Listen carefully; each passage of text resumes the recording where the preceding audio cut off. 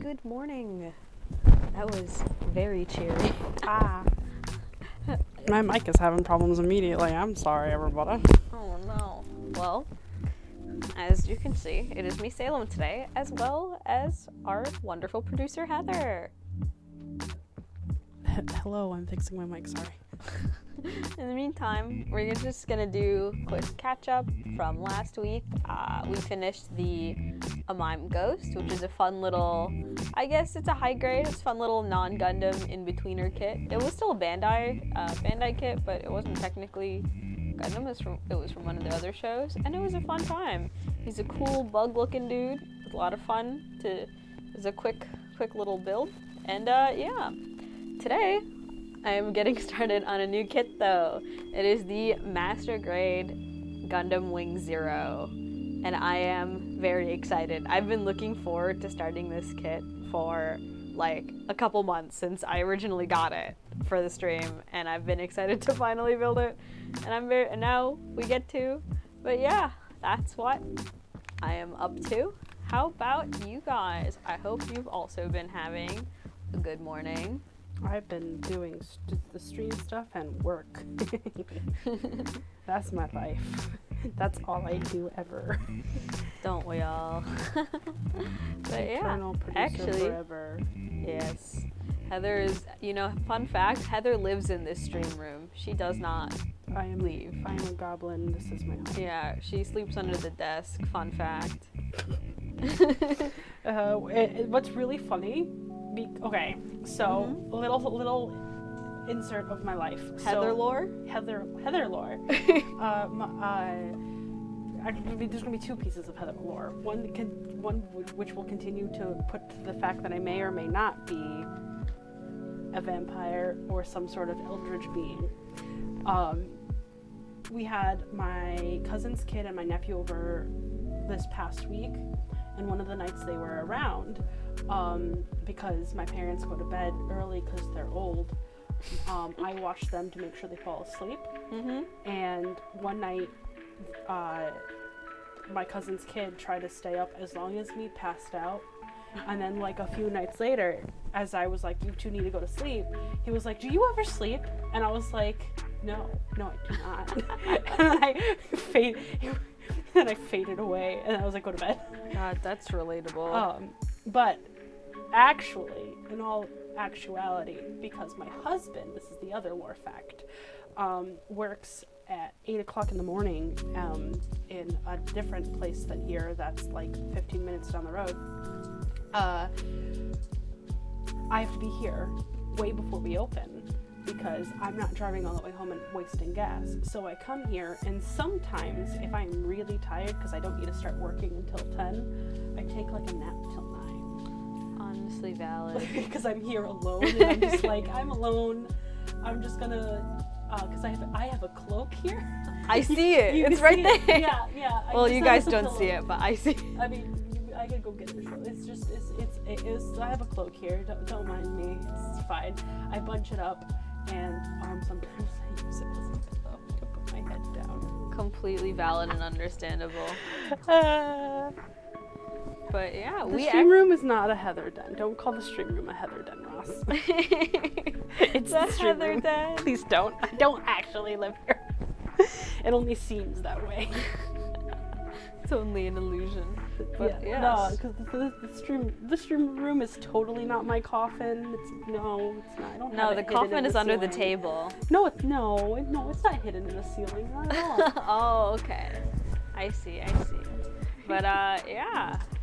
I hope you guys have been brunching good. Feel free to let us know what you're brunching on. This morning, both Heather and I actually ate breakfast. Well, usually I do eat breakfast, but Heather doesn't, because coffee does not count as breakfast. But this morning I made. That's only to the week. I'm sorry. I like being nutritionally fulfilled. I am not nutritionally fulfilled ever. Well, at least you know. At least you recognize it. But this morning, I made chocolate croissants that totally were not bought from a Trader Joe, but I did in fact bake them this morning, and they were quite good. And we had chocolate croissants. They were. We kind of just both had a little powwow of eating baked goods. Sausage, egg, and cheese on English, but that sounds delicious, Ross. That does sound really good. I do like me some breakfast sandies. I do quite enjoy breakfast sandwiches. The struggle for me though is I rarely like buy breakfast sandwiches because like half the time, so I don't eat. So much easier to make them. It's one, it's easier to make them, and also like I would say like it's a 50-50 chance because I don't eat pork, and so I'll check the menu and see if they have like a non-pork sausage option. Yeah. And I'll order that because sometimes it's like veggie sausage or like turkey sausage, and I'll order that. And then like there's a 50-50 chance that they just won't actually give me that. Yeah, they'll just give me the pork sausage, and I'm like, good. oh, I guess that's something it's kind of why I have this weird disdain for fast food, because I actually don't like fast food that much. They never ever get it. They're just so, and I don't think it's necessarily their fault. I think they're trained to just follow the recipe. Yeah, no, and when it's busy, people naturally just go into like the like da state. Like, I'm just gonna do the thing. So I think that's why fast food places have such a hard time making adjustments to orders. But like, I'm the type of person who is kind of a pain and will be like, I want this, but also not that, and can you add that, because I'm picky. Most of the time, if it's like something I don't like, I'll just take it off myself. Like, I'm not a huge fan of tomato on burgers. Yeah. Because it's just, I don't know, the texture's just weird to me. I don't mind like tomato tomatoes or ketchup on my burger. I like ketchup on burgers, but like just a raw tomato, the texture is bad. The only time you'll see me having a ketchup on my burger is if it's a Whopper, because Burger King just like mixes it with the mayo and it's fine. But like anywhere else, because fun fact, I believe at least in the Northeast, Burger King is the only place that puts mayo on a burger, and you can tell I grew up in like Burger King burgers because I put mayo on my burgers. McDonald's puts mayo. Nope, they do not. I think it's if you get a cheeseburger from McDonald's, it's going to have ketchup and mustard only. I think I'm just used to only getting chicken sandwiches. They put mayo on their chicken sandwiches. They do put mayo on the chicken sandwiches, but not the burgers. Yeah. Funky. But like, if I went to like McDonald's and I was like, can I have a cheeseburger but with no ketchup and no mustard, and can you put mayo on it, they probably wouldn't do it correctly. Yeah. And I hate ketchup on burgers. So like, the only time you'll see me have a ketchup on my burger is specifically from Burger King, because I grew up with the Burger King mayo ketchup combo, and it's fine. It's kind of nostalgic for me, but I do not like ketchup. Anyways, so let's show off the Gundam. Yeah, anyway, time for the actual Gundam. I didn't even really open this guy because I was so excited to open him on stream. I mean, obviously I like opened the box and like looked at it kind of to like make sure that it's not damaged or anything. But like actually taking everything out and all that, I have not done. And I'm very excited because like the packaging on this dude is so cool. Like, look at that. Look at him. They give you this cool, like I've never seen that in a kit before, this cool little insert. I think it might just be a thing with like the Endless Waltz kits and stuff, but it's sick as hell. I see, there's Heather getting her cape. Cloak, it is different. But here's got a cool little insert. I think, yeah, this is just a little insert thing, just for fun. To look cool, I guess, and it looks sick as hell. I love this little insert. I'm definitely gonna keep it. I don't know what I'll do with it, but I'll do something. The reason why I threw the cloak on there is because I realized I forgot to close the stream room door, so I got up really quickly and quietly to do that, and I was gonna be a ninja about it, but then I was like, I could show off the cloak, and then I ruined the secrecy because I am a chaos gremlin. Understandable. Amazing. What kind of decals did they give me? Oh, do they give me water slides? I think they gave me some water slides. That is hype. That's better than stickers. It is. There's a bunch of stickers in there, but there's also some water slides in there, which is cool and funky. I love that like half the runners are literally just the wings. That ASMR sprinkling. I love that half the runners are just wings. You know what? Something about that is just fun. And amazing and great, and this is very exciting. Ross the Red said his father is like that, so he just goes to the same place at the same time and asks the same employee and tips well. And I mean, like, my guess, then you're literally just training that employee to always know. Yeah, that's pretty good, actually. That's a good way to do it. The trick that I've learned, anytime I want to make a change in something, I say, what, so for example, I went to a Dunkin' and I really wanted a fruity tea, but I drink black tea, and everyone is doing like the refreshers right now, and it's like I do enjoy the refreshers. I don't like the taste of the like caffeine, like because they add they just add like caffeine extract to it. I didn't know they did that. That's what refreshers have, caffeine in them. I had no idea. So I don't like that taste. So I went to the Dunkin' that's across the street from the store, and I was like, what flavoring can I add to my tea? What do you have? And they were like, the person at the store, the store, I guess, the Dunkin', was like, we have A, B, and C, but we also have the juices we add to the refreshers. And I was like, yo, let me know about that, because I like some juicy tea. I'm a Snapple drinker. I'm down for that flavor profile. Mm-hmm. And they were like, they named them, and then they were like, we have the mango pineapple. I love both mango and pineapple, so I asked. So I said, could you add that to my tea? And they were like, yeah, sure, let's go. And I was like, fantastic. Every other time I've gone, and I haven't started the conversation with what can I add to my tea. I just said, hey, can I have a black tea with the juice, the mango pineapple juice from the refresher? I swear they just make me a refresher with black tea, and I can taste the caffeine, and it upsets me.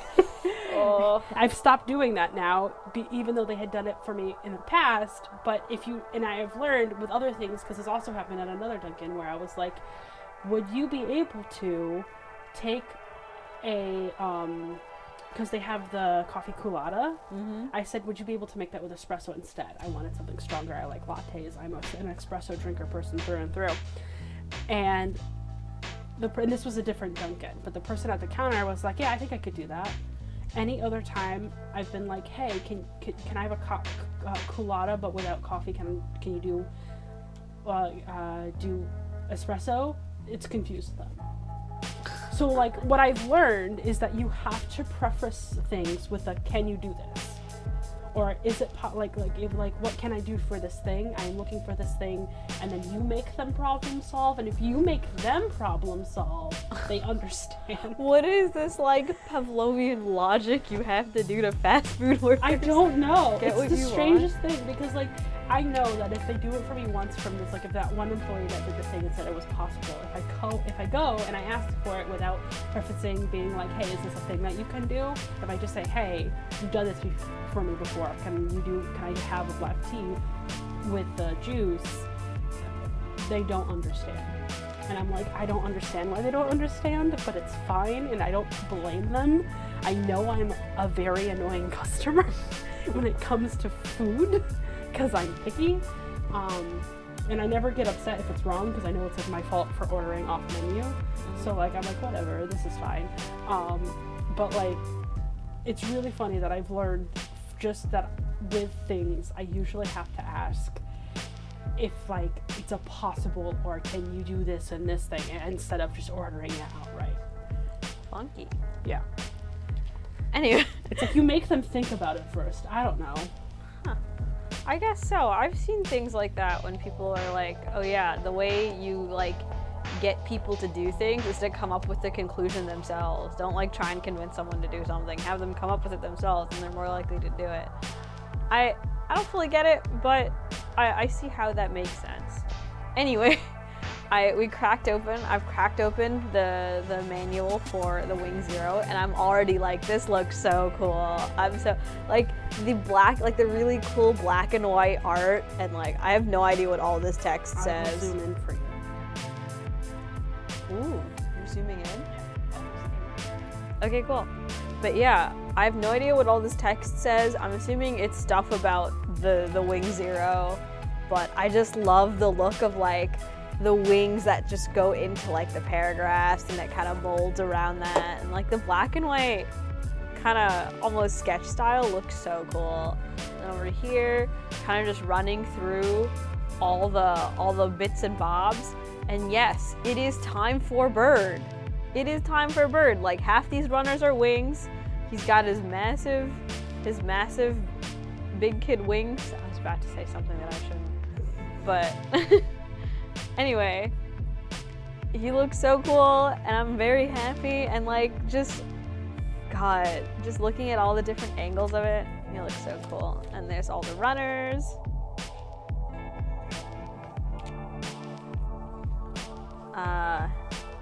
This is so cool. I love when the instruction guides have really cool illustrations.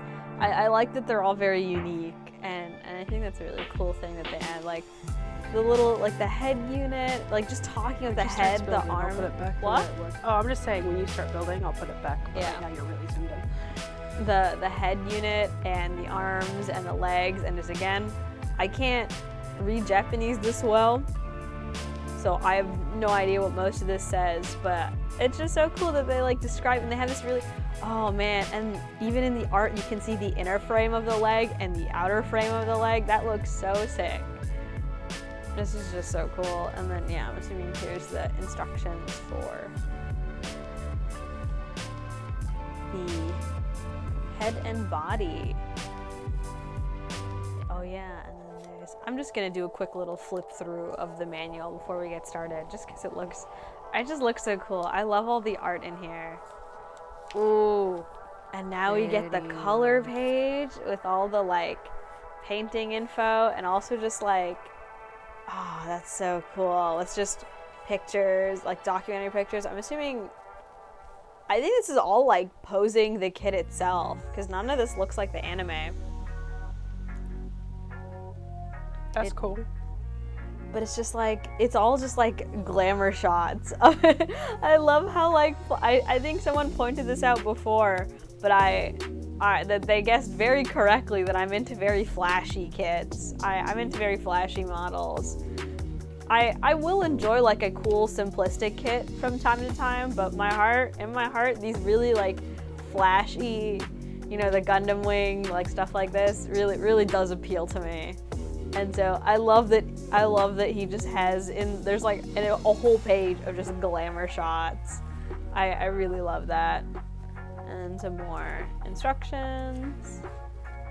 I'm very much looking forward to putting all of these together. Oh yeah, and this dude comes with this special custom base, because I can see why it's probably kind of difficult to put him on like a regular.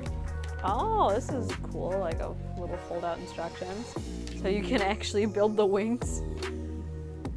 Yeah, it makes sense why you can't put him on like a standard base, so he does come with his own base. But just, yeah, and then of course here's where all of the decals go. Yeah, they give you a mix of stickers and water slides, which I'm looking forward to doing. I don't know if, again, like you've seen before, I don't usually do all the if there's a ton of decals, I don't usually do them all. I'm not a huge fan of decals, especially the sticker ones, but I might just do the water slides. But also I do, as I discussed, oh my god, that's so cool. There's like a back view of him too on the back of the manual. But I've talked about this before, but I very much am wanting to custom paint this dude, because I think it looks really cool, like 100% looks super cool, but I'm not the biggest fan of the color scheme of it. I feel like it's just really saturated and it doesn't need to be, and like, I don't know, the red, the primary colors, I feel like just doesn't really, I don't know, it just doesn't really appeal to me as much.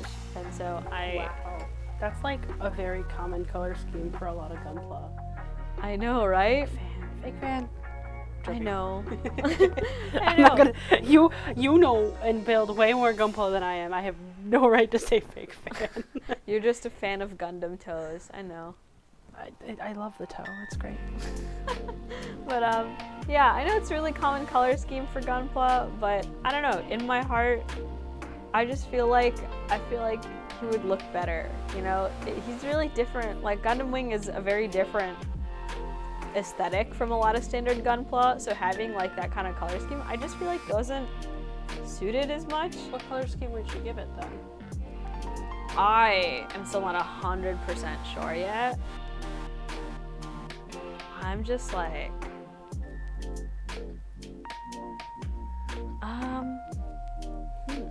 I'm thinking like the like color scheme that I'm thinking is, I'm trying to find the not sunset. I feel like sunset is too, I feel like spacey kind of color scheme is too obvious. So not vaporwave.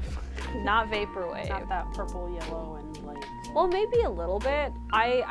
Originally I wanted to do something kind of like astronomy-ish because I really like spacey stuff, but I feel like that's too basic. For the Gundam wing, I've seen it. It looks cool as hell because I've seen it done several times of people that paint the Gundam wing to have this really cool like night sky aesthetic. Just paint it all midnight blue, and then put a bunch of constellations all over it. Yeah, I've seen people do that, and it looks cool, but I feel like it's too basic. I feel like everyone's done it.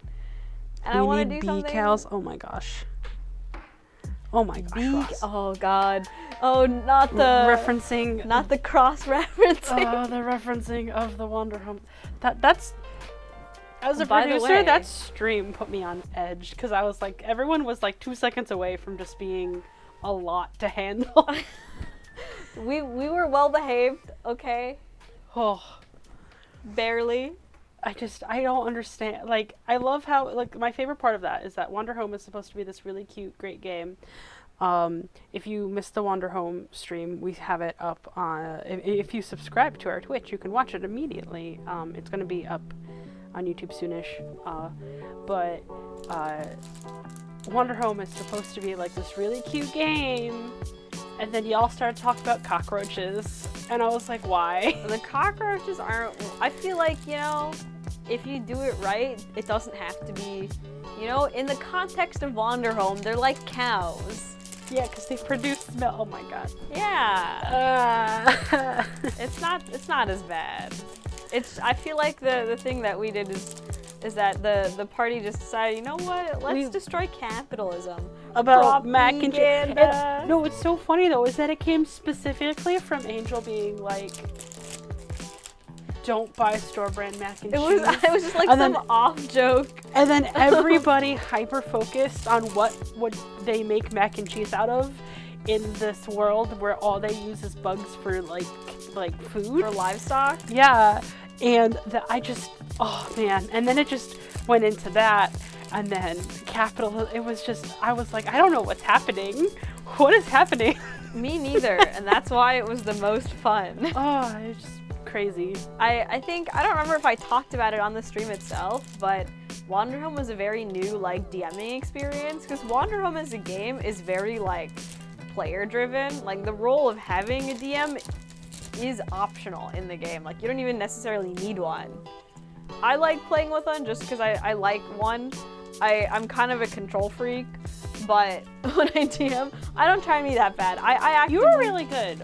Thank you. You kind of let them decide stuff a lot of the time. Yeah, which was that's great. kind of the point. Part of the point of Wander Home is like the party decides a lot of what to do. It was really hard. It took forever to introduce a conflict though, because all of them were like, I want to go shopping. They wanted to have a shopping episode. No, I kind of like that though. I like kind of dividing it. The first half of the session was like just, you know, fun little shenanigans, everyone getting to know each other, and then the second half is when they actually started doing something.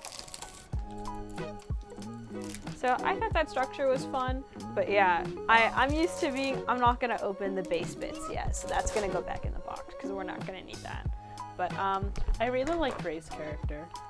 Me too. And it wasn't just because he was a bat. It was the hashtag moth bag. Oh my god, that was great. So when Ray said he was going to be a bat, I did go, oh cool, I like bats. I was interested. But when he became like the hashtag moth facts and then like being the person when he was like didn't sleep and was the my wonderful to, like, stack of. Oh, I'm sorry. It's fine. When he was the person to like actually like help disable the capitalism and like solve the problem. I was like, yo, Ray is killing it. Yeah, they really. I forgot the pronouns. Ray uses he, him. I forgot what pronouns he had. His bad character. Okay, I'm just gonna go he, him. But yeah, she did such a fun job of just being like #MothFacts, and then in the last second, because at first it was like, oh, kind of just, you know, the guy who does cool moth facts, and it's like, hello, I'm here to destroy capitalism and make sure you feel the pain that you deserve. It's like, oh, you just went completely feral, and it was great. I loved that. I really did, and I loved everyone's characters. Were just really fun. Ant's character was like very quiet at first, but then ended up being a lot more present, which I think was really good.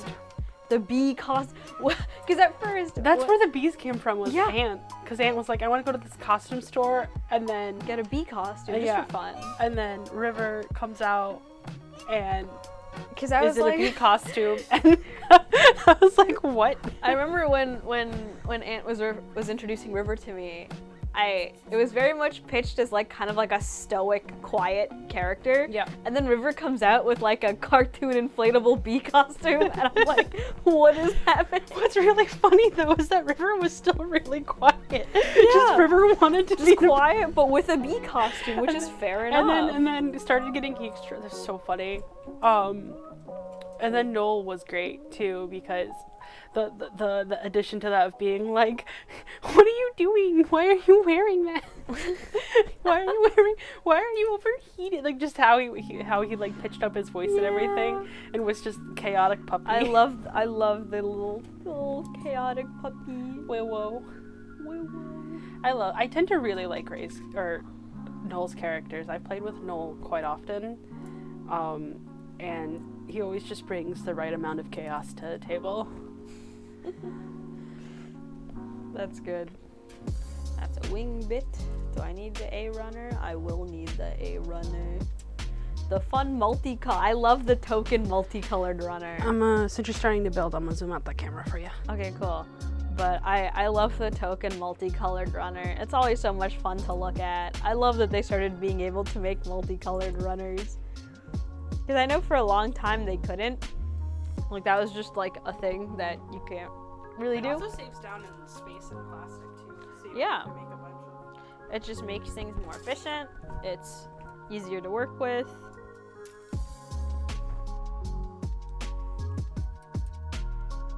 E-runner. Do I need the E-runner?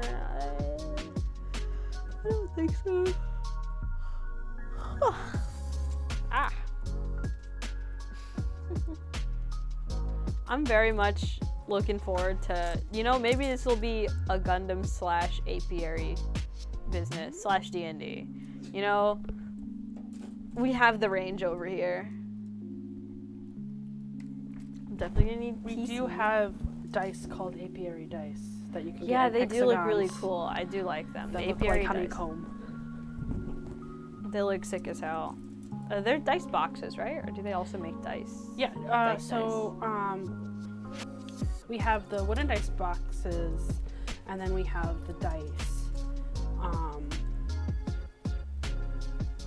But yeah, it's our whole just apiary line of just has boxes and the dice. It's been good and fun, and highly recommend. Sick. Man, I love back to Gundam. Yeah. But I love like every other runner I pull. I'm like, oh, this is for the wings. Put it over there.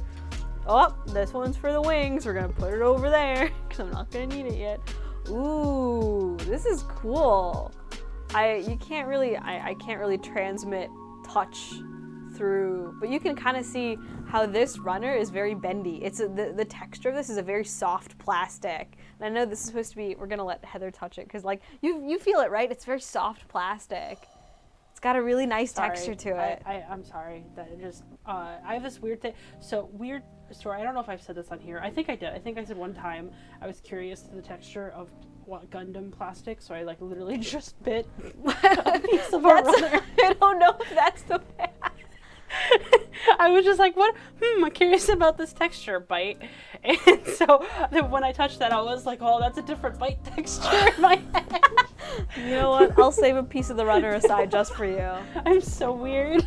But don't it's know just why like, I'm like I know this. there's supposed to be like the feathers, and I'm so excited to see. I think these ones I'll keep white because I just love the feel and the look of these like soft plastic, like just pure white soft feathers, and then whatever other color scheme I do. Because I am thinking of maybe doing like more of like a sunset kind of like, That, like gold, purple, and like magenta color. maybe I'm thinking like light blues, yellows, like like a Did magenta. you see the art I made for the background of Wander Home? Because that's kind of sunset vibes. Yeah, something kind of like that. I really like that. A color scheme, I think, like, have you ever seen like the sunset scenes in like Sailor Moon? Like that's kind of what I'm thinking.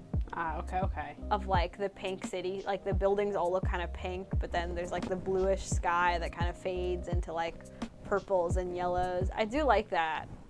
Because it's not like the typical spacey, again, I know sunset's still pretty basic, but at least it's not the space one. Because the colors are specifically used for that, where like a muted blue, there's some purple, there's some pink, and then there's some like orangey, salmon-y colors. Yes, precisely. I realize now I actually need the G runners, which I tossed in there because I thought they were just for the wings, but I was For wrong. everyone's reference, I will put the link to that image in chat if they want to see what I'm talking about. Where did the G runners go? Do I need the B runners? I don't think I need the B runners right now. I need F. I just realized there's a 20-second delay, so they're not going to know why I put that link in there. That's fine. They'll figure it out in a second. Yeah. I don't need the I runner, so that's weapons. I will need the F runner, definitely. I will need the D runner. I will need PC is given because it's the soft bits. The wire for my mic keeps tangling up on itself, and it's making weird noises. I'm sorry. Definitely gonna need the A runner because that's the fun multicolored one. I need to find, where did the, oh no, the F runner's over there. That's, I already put that over there. And I need to find the G runners, which I put down already because I thought I wouldn't need them, but then I realized that I do actually need them because I'm extremely intelligent. And I'm like, hey, I won't need those, I'll be fine. And then turns out I do actually. It turns out I do actually need them. There's G1. There's G2. I think it's G2 that I'm most likely to need. Because it's like G. Yeah, I'm thinking this is the one I'll need. Because G1 is like all wing bits. And I doubt I'll need any of these quite yet. Because I'm just starting with the head and the body, because that's what step 1 is. If I end up needing it, I guess I'll just die. I'll just die. That's my solution. And then we're just gonna put this stack of wing bits and various other things back there.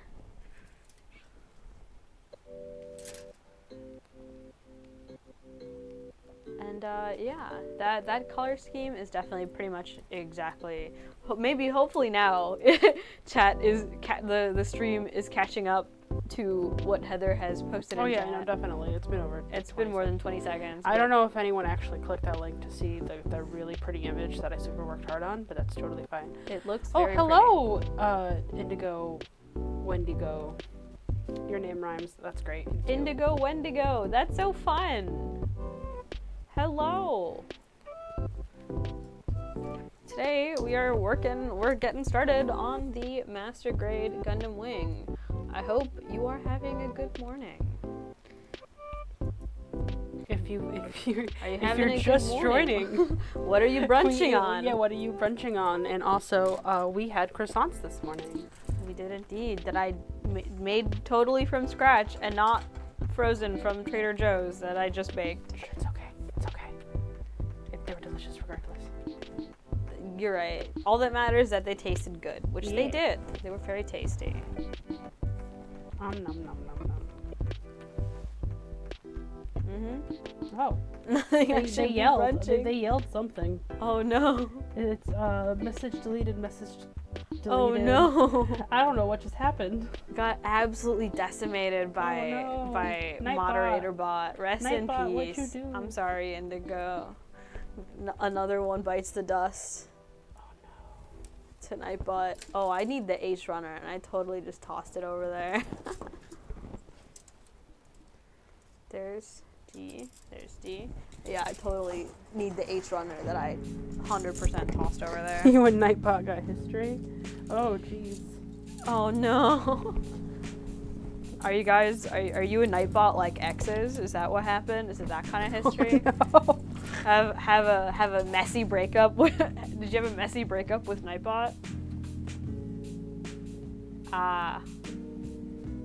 Everyone hates my Nightbot. Hey, y'all, we are a family-friendly stream. I gotta make sure that, like, no fighting or spam or inappropriate things get said. I'm sorry that Nightbot is, like, being mean to y'all, but also... And don't at me about Dino. There's things that I cannot control with Dino. Because leave me alone about her Discord.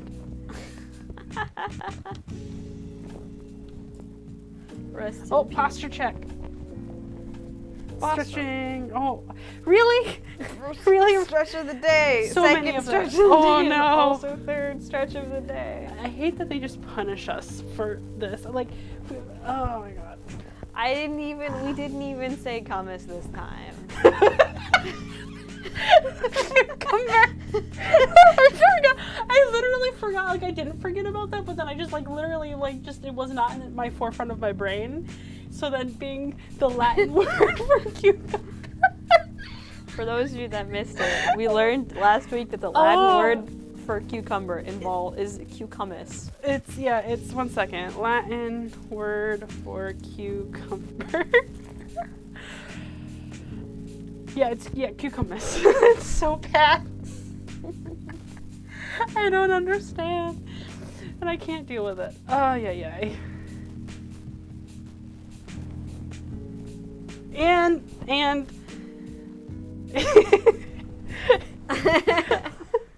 and the word's banned again. You know what? We deserved it.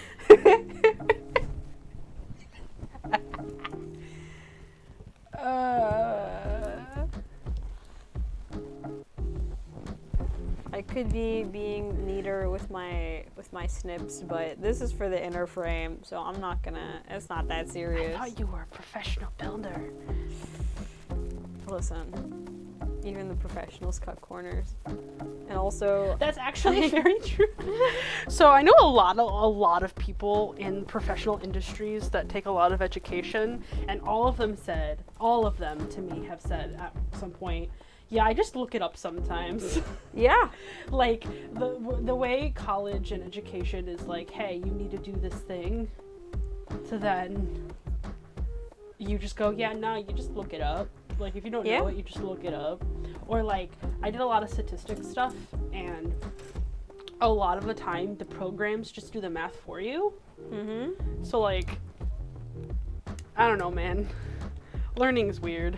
Learning is weird. Even in engineering school, Yeah. I'm like 9 times out of 10. I remember when I started taking like more advanced physics, and they literally just let you use like Wolfram. Well, I got used to Mathematica, but everyone knows Wolfram Alpha. Like, you could use either, and it was just like, oh, it just does all the math for me. Yeah. That's literally, and then, which is so funny because growing up at school, it was like, you have to learn how to do all of this math. I'm like, And I haven't done multiplication in years, okay? And Dino Wrangler Rex, I think that's how I say your name, said IT in a nutshell is Google it. And that's totally true because honestly, I could see, yeah. I do all of the website stuff for the store, and I am not a web master. I am not. I barely know coding. I know enough coding to make me run a Tumblr blog, and that's usually just Oh taking my someone else's God, I coding feel and that. editing it. And then anytime I talk to any of my friends who are into coding and like robotics and stuff like that, they're like, that's literally what coding is. Congratulations, you're a coder. You take someone else's code and then you just edit it. And I'm like, oh, okay, I guess I'm a coder then. So like, because I can barely read HTML, but I can kind of, and I can figure stuff out. And the more I Yeah, work like with most it, the more of I my learn. HTML knowledge comes from coding On my Tumblr. Tumblr. Yeah. Is from coding a Tumblr blog. Can put on resume, knows how to code HTML a I little do bit. put that on my resume. I know vague HTML. How do you know that? What did you do to learn that? I ran the independent Tumblr. project. It ran the Tumblr blog. Well, so with me being a social media person, I have to be like, haha. So I ran a Tumblr blog that got almost 20,000 followers once. Wow. Yeah, so like that's one of my good mainstays of being a social media person. Is I get to brag about that. But then I stopped going on it, and now it only has 13,000. But it's growing again because for some reason, I'm really good at running Tumblr blogs. I don't know. I completely changed fandoms too, and I'm just, I just go ham, insane freestyle, living my best life. Well, I don't. So I put a bunch of stuff in my queue. So I have a lot of reblogs of other people's really cool content. But then I also throw my own content in there as like an artisty writer person. So it's a good mix. And but like what's really interesting to me is that when I started using Tumblr again, I went from being the supernatural blog and I hard turned into a D&D blog just immediately. I was like, I changed everything. I redrew my icon, and I love my old icon. Someone made me because it was a mixture of Castiel wearing a dipper hat from because I really like Gravity Falls. So I had like Castiel wearing a dipper hat, and it was this cute little thing, and I was really sad to see it go, but I am no longer a supernatural blog, and Gravity Falls has been over for 10 years. Look or at not this 10 little years, dude. It's 10-year anniversary, so it started 10 years ago. It's been over for like 8 years. Oh my god, I feel so old. I love Gravity Falls. No, it has amazing rewatchability. I know plenty of people who rewatch it all the time, and it's on Disney Plus, so people are like, yeah, Gravity Falls. Look at this little dude. Little dude. It's time we're gonna. It's really tiny. Do you want me to zoom in? No, that was really small. He's really little, but we're just gonna put him in the little cockpit seat anyway. So he's gonna be sitting in here. I have no idea what direction he's actually supposed to go in. You're not gonna have a calculator in your pocket in the future. Literally though, it's like I feel like people graduated from school after hearing that and were like, bet I'm gonna make that possible just to spite you. Would you look at that? We all have calculators in our pockets. And they can do crazy stuff, like because the calculator app used to just be a basic calculator, but now you can do like parentheses and cosine and tangent. It's crazy. Bro, you have like a scientific calculator and then you can download like graphing calculator apps and stuff and like Wolfram and all that on your phone, and so it's just super easy. Or sometimes you could just take a picture of the problem and find way and internet solve it, because that's a thing. Oh yeah, absolutely. Schools would never let you do that though. That's cheating. That is technically cheating, and we would never endorse cheating. But like for non-school purposes, you just have all the answers on the internet. You're welcome. Yeah. I actually really like sticker. math. In a sense of I like the challenge of math, but also like sometimes I think of math problems in my head, and they're usually very simple algebraic problems. I'm not like the store owner who has a degree in math and just does crazy math. That I can't do. That's sick. Oh yeah, no, Holland's great. But just because I have a general I like math in general, like arithmetic and very simple algebra, I'll be like, oh man, what was it? Yesterday, I was like, what type of math did I do? I made up my own math problem, and I was like, how would I solve for this? And I was like, oh, that's just subtraction. Because I was just like, it wasn't like this take away this. It was like in an algebraic form of like, this thing needs to be like this thing, or you have this thing, and then this thing equals this thing, what is the answer of this? And I was like, oh, that's just subtraction. I just subtract that from that and get the answer. But like, that's literally something I was doing because I was born yesterday. Yeah. And I don't know why. I genuinely do enjoy math. As much as I make jokes about hating math, I do genuinely enjoy doing math because there's something I particularly do like doing, just pretty simple like calculus applications and stuff like that, just because it's fun. When you understand math, it's actually, that's the issue. I think it looks fun and the cool. way a lot of school systems teach math. Yeah. It makes it really hard to understand because like it's like genuinely, even if you're not going into a career field that requires math, I do still think it's good to know how to do math. So there's a lot of basic things that I think are really good for people to know, just so like they have a better understanding of the society around them. Yeah, and I it's feel just like it's like a critical thinking know. thing. Yeah, and I think there's a lot that people don't know. Like there, like someone will say like there's this whole thing on the internet, right, where there's all these internet videos doing fake hacks and things like that. And like one of the really like obvious ones where if I feel like people had like a general sense of how science works, like how matter and like how physical objects and stuff like that. It's the peanut butter. You take a chunk of peanut butter, you freeze the peanut butter in ice, and then after it's frozen in ice, you microwave it and you take it out of the water, undo the peanut butter, and you have a diamond. It's that one. That's absolutely not how things work. It doesn't. A lot of people tried it because they thought that like, though it might not be a diamond, like the because it was coal. You covered coal in peanut butter. They thought something happened with the coal, and like that's not how that works. And I feel like there's a general education that was missed there on how things like that work. Because if that was able to convince you that would happen, I'm concerned. Because like a lot of people knew it was fake, but a lot of people didn't. And I was just like, what? It's like that, you know, that classic Tumblr post that's like, if you cut chocolate in a certain way, you get infinite chocolate. Oh, yeah. And I'm like, it's just, no, it's you made a slightly smaller bar, but it's just hard to tell because you can, like, if you can watch it, it's a slightly smaller bar. mm-hmm. It just makes it back into being a rectangle. Yeah. Just the area's a little less. That, or one of my favorite things, which stresses other people out, but it really helps to show critical thinking skills, in which it's the where does this object go? That's right, in the square hole. In the square. And like our education forces us into, like, you put the square in the square, the cylinder in the circle, like that type of thing. Mm-hmm. And so it stresses a lot of people out, but that's also just using critical thinking skills of, I can make all of these fit into this one hole. Everything can go in the square hole. Yeah. It's okay. Robbie Rebecca gotta go freeze some no manufacturing, no.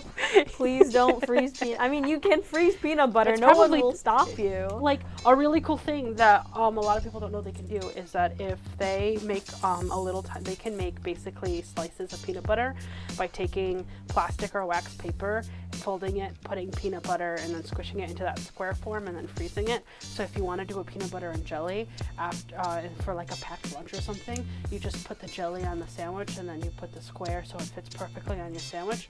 That's actually a pretty good idea. Yeah, no, it's super smart. Problem solving, great. That's an actual life hack, not one. Like, don't, like, fun fact, everybody, don't microwave eggs. They could potentially blow up in your face and cause you, like, third-degree burns. Don't do that. Because that's the thing, that was another thing that's really dangerous, is that people were trying to poach an egg in boiled water in the microwave. I'm like, no, and please. Because of the molecular makeup of eggs, because there's a lot of water in eggs, they were essentially boiling, but like boiling, the egg itself was boiling, and then the steam in it, and it was getting trapped. And so when they took the egg out of the microwave, they were exploding. Because just the way the molecules and the water molecules in the egg work, because the water molecules were essentially trapped steam, and like literally causing teenagers and like preteens, because they saw this life hack on the internet, to get 3-degree burns because eggs were exploding in their face. So yeah, don't boil eggs in a microwave. That's really dangerous. Shit, this piece is stuck now, and I put it in the wrong way.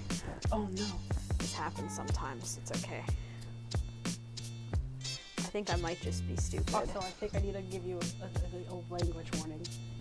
What? I think you said SH word. Oh no! I don't know. I was half talking when you said it, so you might have not. But also, I also very much might have. Family friendly. Family friendly. Don't worry. I didn't say You get anything. one. I get one. This is PG-13. I get to say it one time. Ah. I almost said it again. Just say There ketchup. There we go. Say ketchup or start making water animal noises like you're in SpongeBob. That's me making a really bad dolphin noise. That was a dolphin? So bad. I'm sorry. No, it's okay. I'm sorry. I didn't even know that was supposed to be a dolphin. I can't actually make a dolphin. I can roll my tongue and make other noises. I can't make a dolphin noise. Fair enough. I don't think most people can. Oh, I also totally did this the wrong way again, but this time it was less. I'm just now rolling my tongue because I'm very good at rolling my tongue. That's pretty cool, actually. Yeah. I am not very good at that. This is the right direction. I know what I'm doing. I learned in elementary school. We had a 4th grade teacher who was reading us the Freedom Riders, and she was saying names correctly, essentially, like rolling her R's and stuff, because there's a lot of Spanish names in the Freedom Riders because it's like a real life story. Do you know what the Freedom Riders are? Vaguely. Okay. Like the historical ones? Like during the Civil Rights Movement? No. The Freedom Riders, or at least I thought it was called Freedom Riders. It's the story about like there was this high school, essentially special education class, but not. It was just like the lower education class of that school. Oh. They read Anne Frank and were like, oh, this is a lot. But also we identify with a lot of this because a lot of them were marginalized minorities in the class. And so the teacher has them start writing their own journals, and they end up publishing them. So it's like a journal accounts of the lives of these students and what they go through, and they ended up making a movie of it. But she was reading it to us, and it was just like a really good read. I was like, how are you rolling your R's? Because I was a 4th grader. I was like, what? How do you do that? And she taught the whole class how to roll our R's, essentially, which is, she said it's kind of like saying butter, but you push your tongue forward more. And so then I really, really practiced at doing it. And so now I'm just really good at rolling my R's. Not everyone can actually roll their R's. There's some people who actually cannot. I feel like I'm one of those people that can't. I know, it disappoints everyone. I mean, like, I'm not. It's so funny too, because it's like it's not even like I'm one of those people that only speaks English, and yet. Oh, if I try to speak Spanish, my Spanish is awful. Yeah, the thing is, I don't want to hurt people's ears. One of the languages, I can't speak Spanish. My Spanish education, the extent of my Spanish education is high school Spanish. I can pick up words and phrases. Like if I'm listening to like a Spanish song, I can figure out vaguely what the song's about. Yeah, like I can pick, if I'm listening to someone speaking Spanish, I can like vaguely pick up like context and stuff. Mm-hmm. But that's about it. Like I can vaguely understand the vocab and what people are saying if I listen close enough, I can vaguely understand Spanish, but I cannot speak it. Like it's not good. I sound so bad and I don't know anything. I don't know if you sound as bad as Brendan Mulligan being an Australian Spanish teacher. Oh my god. So I know. I'm sorry. So we talked about that on Tuesday for people. On Tuesday before the stream, we were talking about Brendan Mulligan being a great DM and comedic genius. I love Brendan Mulligan. Yeah, but it came up that in one of his what is it called? One of the shows he's in, they do like prompts, and he had to be a Spanish teacher from Australia. So he started speaking Spanish in an Australian accent, which is, I think, a feat in itself to do. right after we were talking about that, literally, I went home and it was on my Facebook. Like, I was scrolling through my Facebook feed, and Brendan Mulligan doing an Australian accent speaking Spanish popped up, and I was like, we were just talking about this. Facebook, why are you listening into my conversations?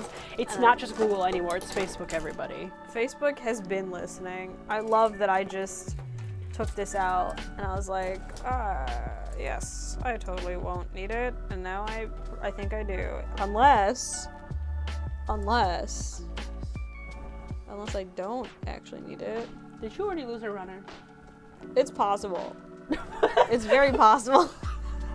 I will not confirm nor deny. I'm not gonna. But it is possible. I'm not gonna let anybody know why I just started laughing. Heather's looking at me rifling through runners right now. Where'd it go?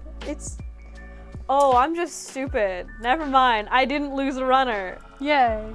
I just got confused and I was illiterate is what happened. So, for Indigo, just to let you know, Salem isn't always in the stream room. It's very special when Salem's in the stream room, though you might be in the stream room more often now. Yeah, because at least summer. Until September.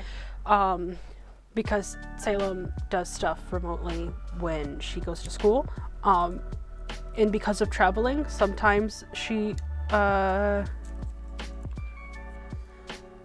brain work, sorry. It's not even, sometimes she misplaces runners from traveling, so like she'll be like, oh man, I need this piece and I can't find this runner.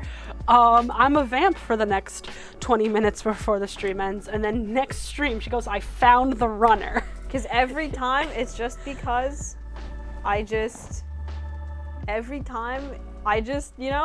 it's always because of how I pack it. Like, especially because the last kit before the Amime Ghost was a perfect grade, and the amount of runners in that kit is insane. And like one of them was also like a really small runner too. Yeah, like I try my best. I mean, I never have lost a runner, but I have misplaced runners before, and it's a struggle.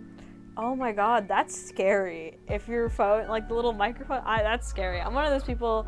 I know it doesn't actually do anything, but I like the security theater of like I put the little sticker on my webcam because I don't want them looking. I don't do that.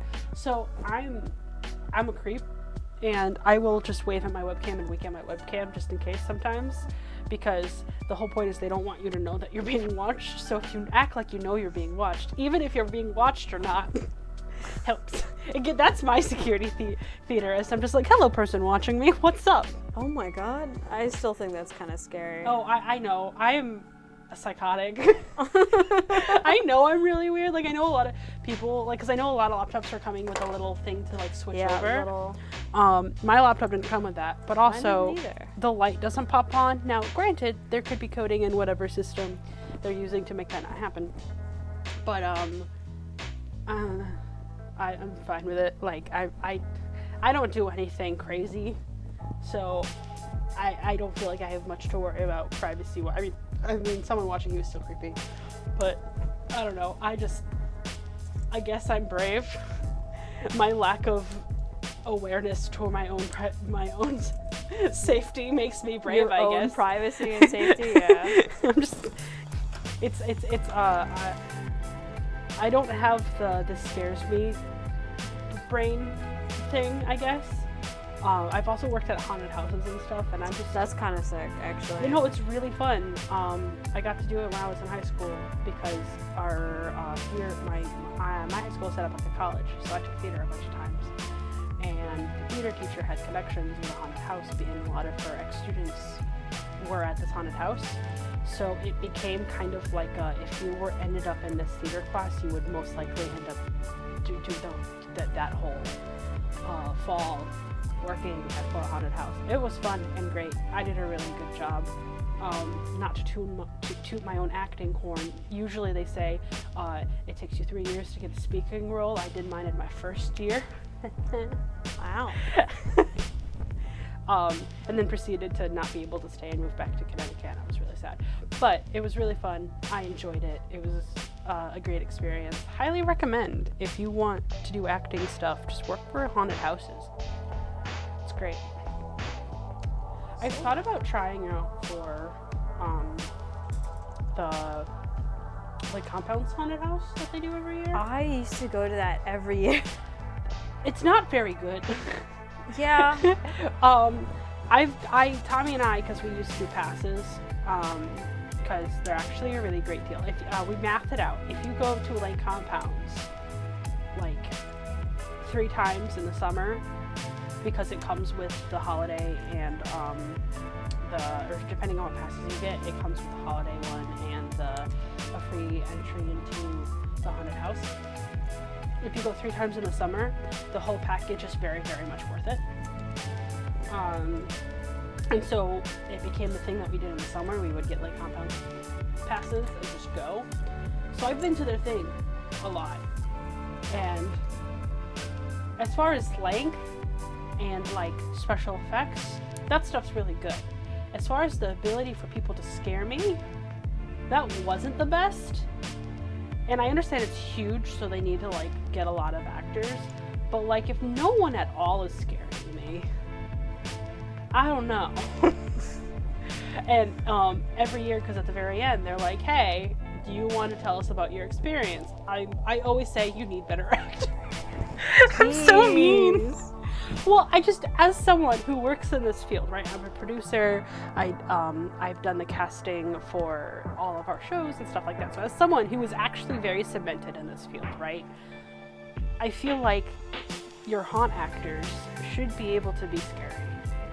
I feel like that's the whole point. And as someone who has worked for a haunted house, and like a very good haunted house, we ranked, if you live in the Tennessee area, highly recommend Frightworks. Obviously not sponsored, but I had a great experience with them. That's where I worked. They were very, like, one of the biggest things and something that we always really worked on was like being scary and what it takes to be scary and like actually giving that experience, because when you go to a haunted house, the whole point is to get scared. So I'm kind of a haunted house snob. I've never heard of that, a haunted house snob. I just remember my one core memory of the Lake Compound's haunted house isn't even that it was scary. Because it's not. Is that one time so I would like to preface this by I was in high school.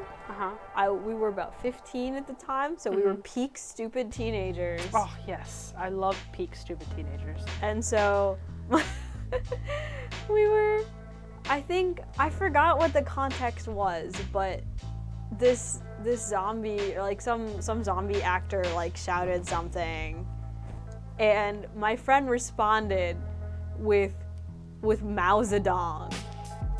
You just screaming Mao Zedong at this person, like the actor. Okay. And the actor just ran with it and was like, he yes and. Yeah. That's good. Being able to yes and improv like that's good. I'm like 90% sure this actor was also a teenager. I'm like, there's no way. Yeah, they have a lot of young kids. That's the thing. So they do a huge like open casting, so they just advertise everywhere that they're hiring, which is like fine, because again, I know they need a lot of people. I wish they, I don't know, trained them better. Because a lot of times, so one time we went, and it was like the last time we got passes, because this was like right before the pandemic. We stopped getting passes in like 2019, or I think 2019 might have been the last. We didn't renew, and then the pandemic happened is all I know, or remember. But like this person was just following behind us, and that's all they were doing. And like I know that's kind of creepy to some people, but like if it's in a haunted house and you know what's happening, it's not as creepy. No, you're just following us. It's like, okay, hi, what's up? Yeah, how's it going? And like yeah, I think that's basically what my friend did. Is like some actor was like following us, and my friend just started talking about the wonders of communist China. That's what I mean. And like because this actor just went with it, which was very funny. Not scary. Like that's it wasn't scary, but it was hilarious. But like, for example, when we did the haunted house when I was in high school, we got a lot of high schoolers in, and we had a whole area that was kind of like goblin crypts. So like we had people dressed up as goblins, like get like whole face prosthetics, and they were essentially like evil goblins that would eat you, essentially. And the two actors who led the goblin area, because they're really good at it, had it, and the way it was designed was that they could go between the corridors because there were secret doors. So they were just like popping out all over the place, and so it was never really following right behind them. It was you just saw this person and now they're in front of you. That's pretty cool, actually. Yeah, and they weren't even like necessarily sneaking because they were very animated about it. So they would say like silly, crazy things and just be the whole night running the whole circuit, terrifying people because they'd come out as like these really hyper demented goblins, and you wouldn't know when they were coming out, if they want to be in front of you, behind you, or like one time one of the guys, he climbed up into the rafters and came down on them. That's recommended scary. For everybody. Oh my god. That's the type of energy they brought to this. And like I've not been able to go to a haunted house that's not one of like, because like there's the big famous ones, right, that are actually scary. There's the ones that like the huge like campground that they take over during the haunt season, and it's like it's one of the famous, like something farm, but it's one of the more famous ones where like it's terrifying because it's outdoors and like you don't know what you're doing. Like there's like some really good haunted houses, but like I have not been able to find a haunt in Connecticut that like actually is good in my opinion. So I had a friend, I don't remember the full story because he told me this story quite a while ago, but he told me, so I have friends that I affectionately call noodles. I love that. Because they're very tall and skinny. I have several, I don't know why, I just have several friends. It's really funny because I have a couple friends that I call the noodle boys because they're both just really tall and skinny, and whenever we hang out, it just looks really funny because I'm about 5'2", and then I have my friends, it looks like I'm being followed by goons. It's just a fun time. And so one of my friends who is part of the noodle gang was telling me the story about how he dressed up in like, he was like part of like a haunted trail thing, I believe, and basically did the thing where he dressed in like pitch black like morph suit type thing. Yep. Because this is, I believe this is also like back in the days of the Slender Man popularity, and so it was just like middle of nowhere, outdoors. I love haunted trails. They're amazing. And he would tell me how he would just like, he would stand completely still and no one would notice, and then suddenly he's in a ghoulish suit. Yeah, and suddenly he would just jump out. I don't remember what he did, but he would just like basically jump out at them, and it just sounded so funny because I'm like, that would be terrifying. He's like 6'4" or something like that. It would be just like, I feel like he just blended into like trees. It just sounds so funny, and I'm like, that sounds genuinely terrifying. I'm not gonna lie. Yeah. Oh man, I love October. I love the whole haunt. October. Listen, Halloween is my favorite holiday. It's my favorite holiday. It's my favorite because, okay, usually most people would probably get tired of it, but my birthday is right before Halloween. That sounds amazing. Almost every birthday party I've had growing up have been Halloween parties, and I've never gotten tired of it. Oh, it's so amazing. I just love Halloween. My birthday's in March. Oh. March. So the worst part about having a March birthday is that it's, especially because it's early March, it's never on spring break. Oof. It is always too cold to have a pool party, but too warm for there to be a lot of snow. Like, I've never really had snow on my birthday. So it's always been like on the school year with nothing going on, and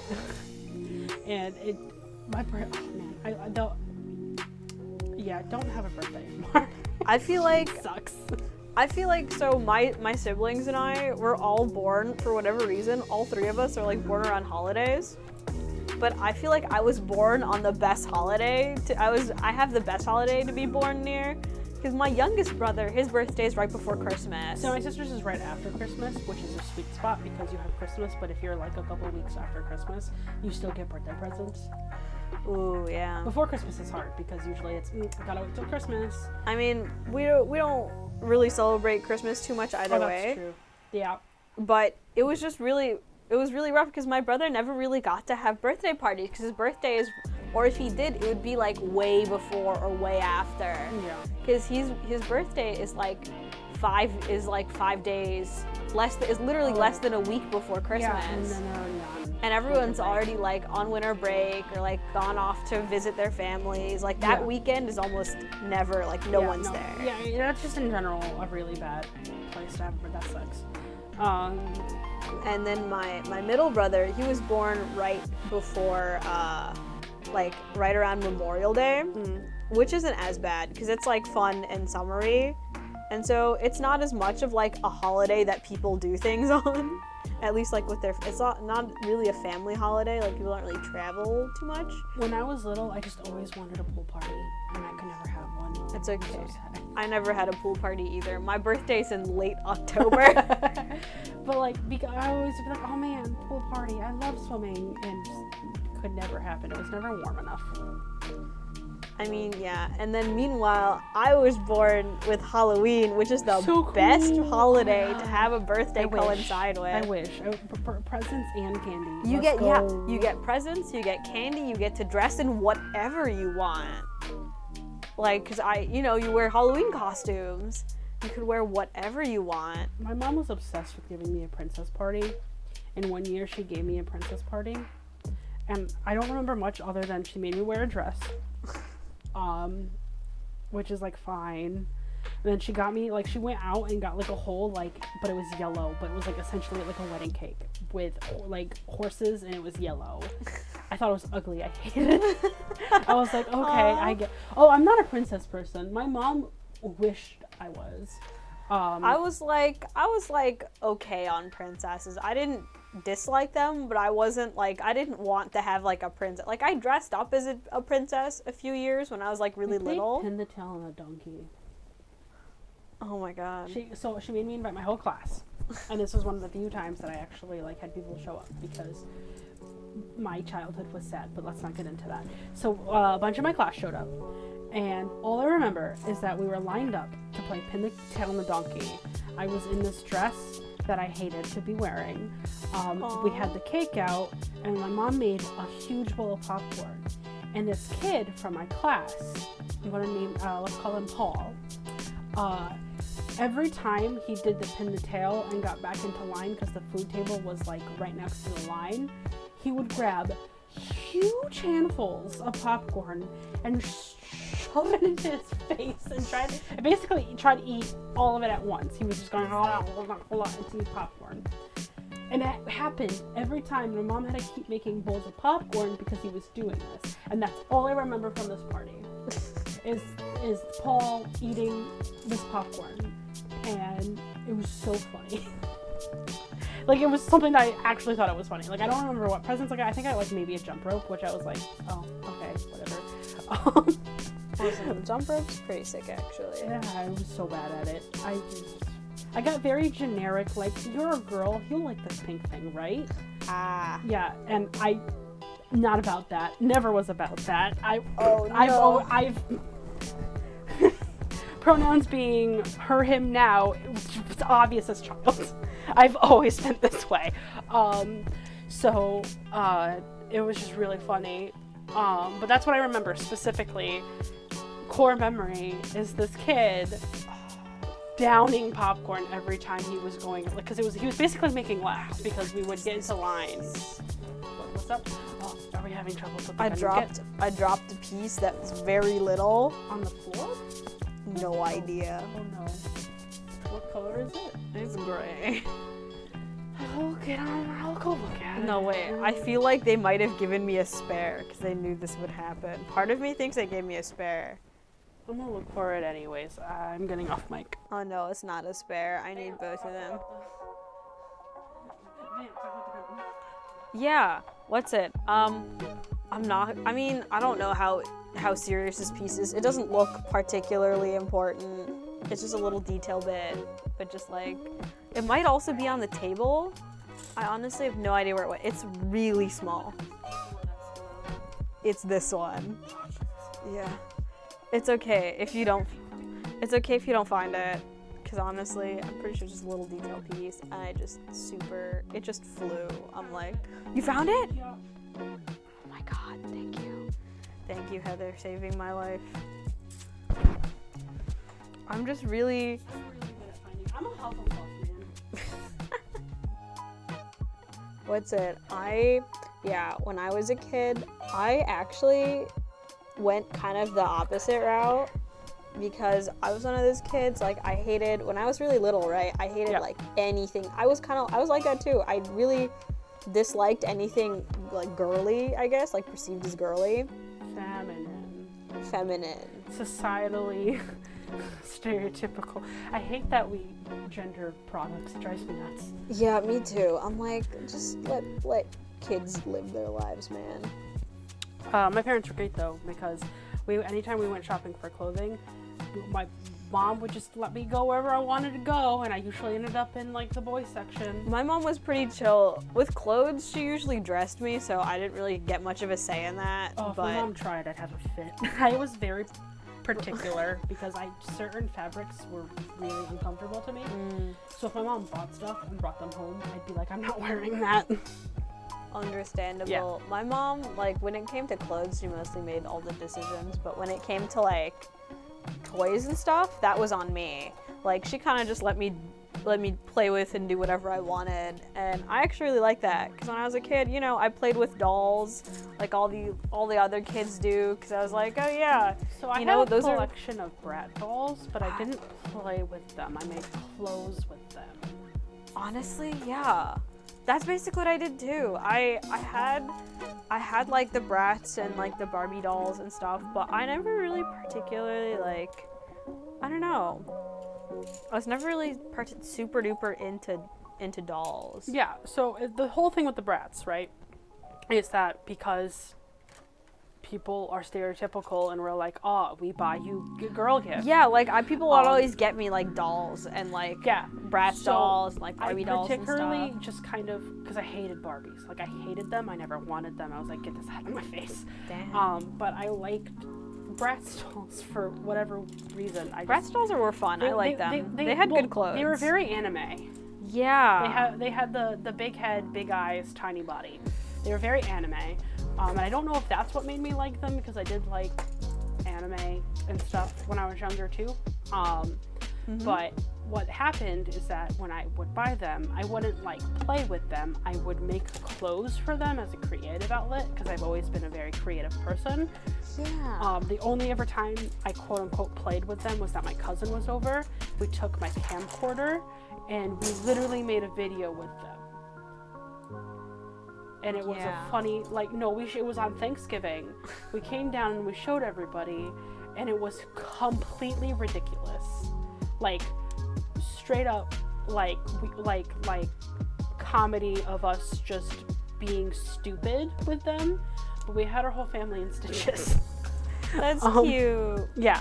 So that's like the only time I quote unquote played with them, is that I made a video. I did use my dolls. I wasn't like particularly picky about it. I was just like, you know what? I just did the thing that kids do of just like acting out my I just like acted out my Warrior Cats fan fiction, and like that's what I would use dolls for. So what I ended up really liking, and if I had the choice to buy my own things, is that my dad used to take me to swap meets all the time, because he's a big gearhead, so he would like go look at cars and stuff. Every single swap meet that we went to, and like all of the races we went to, there was always booths that had like Hot Wheels, and new and really old, like really like cool ones. So my mom would let me play with like whatever toys I wanted. Like if I looked at something, I was like, can I get that thing? And like she'd be like, okay, sure, you can use that. I have so many Hot Wheels. I collected a ton of Hot Wheels, but specifically those little cars that were like bigger than Hot Wheels, but you wind them backwards and they go. Oh, I love those too. I had so many of those. I had a ridiculous amount of those things. I loved those things. But like that was my thing, is that I had a huge collection of Hot Wheels, and it made it to Tennessee with me. But then I let my sister's husband's kids play with them, and they lost like half of them, and I was really sad about it because I had a really big collection. But when I was little, I played with them kind of like Cars, like the movie Cars. I gave them all personalities, and they would race each other. It was like a thing. It was a thing. It was like a whole plot line. I get it. I made Cars the movie with my toys before Cars the movie was a thing, because I was a child and Cars the movie hadn't come out yet. I'm older than that movie. And then when Cars came out, I was like, ew, I hate this. This isn't as good as my stories. Do not like. I did not like Understandable. Cars. I liked Mater, and that was it. I liked the Cars movies. I hated them. I thought they were so bad. But that's fair though. I just really loved little toy cars. I had so many of them, and then when my brothers were old enough to play with them, they lost them all. So I'm like, yeah, that's what happened to me, except it was with my sister's kids. That's what happened also with my DS and a lot of my DS games. To this day, I will never forgive my brother for losing my original copy of Nintendo DS Pokemon Black. To this day. That's upsetting. Because that game is almost impossible to get now. My parents never purchased me a Nintendo, so all these games that people are like, oh, I love this. I love Zelda and Pokemon. I'm like, I never played any of that. I actually never played Zelda as a kid. Because, okay, my mom bribed me. She's one of those parents who's like, if you get enough A's on your report card, I'll get you a Nintendo DS. And I was like, bet. I was bribed with food. I was like, bet. And so my mom was like, if you get enough A's on your report card, I'll get you a DS. Because I remember I had my cousin's hand-me-down Game Boy. Yeah, I didn't even have that. I had none of that. I was like on the younger side of most of my cousins are way older than me. Yeah. Like a lot of several of my cousins are married, and like one of my older cousins, like my cousin's daughter is like 18. Yeah. Like the oldest of my cousin's kids is like 18. So a lot of my cousins are way older than me. And so I just had one of my cousin's old hand-me-down Game Boy Color. I wish. I loved that thing. What happened to me was that my parents got me a PlayStation. And because I had the PlayStation, my dad's outlook was, you have a PlayStation, you don't need that other thing. So I never got it. And I was like, oh, okay. We had a Wii. The Wii was my first like console that was mine, because I played like my cousin's Sega Genesis. I played like my cousin's Game Boy. I never touched any of those until past high school, because my husband Tommy had Game Boys, and it was the first time I touched a Game Boy. And he was like, "What?" And I was like, "Yeah." I don't have much experience with Nintendo. I think it's cool. I was just never had a chance to play. I was a Nintendo kid. I was always a Nintendo kid. We got a Game Boy when I was in middle school, but my sister played it more than I did. So like, I watched her play Mario Super Sunshine. I had an experience with specifically Mario, but like nothing else. Because I actually never played Mario games as a kid. I don't know why. I just never did. I never wanted to, and so I didn't. I just remember, like, my first video game was actually a Sega Genesis. It was my cousin's Sega Genesis. And because my uncle really, like, my cousin's dad, he really liked the Sega Genesis. And so my cousin had a Sega Genesis. Whenever I would go visit her, we would sit there. This is when I was, like, 3-4 years old. Like, I was really little. And we would just sit there playing like Sonic, like the original like Sonic and like Street Fighter. Oh my god, I loved the Sonic games. I know all these nerds, and when I say that, they get very surprised, and I'm like, I don't know what you want from me. My parents just never bought me that stuff. No, it's like a lot of like the original like PlayStation and like I didn't have any of those. Yeah. I got a PlayStation when I was like in middle school. So I got a PS3 when I was in middle school. My game stuff was, I got a PlayStation 2. That was my PlayStation. I didn't even get a PlayStation 1. We got a PlayStation 2. The PS2 is the good one though. Yeah, it's so good. Kingdom Hearts, man. It's the game I'm obsessed with. That's where all my childhood was poured into, was playing Kingdom Hearts. And then we got the Game Boy. Didn't really use it that much.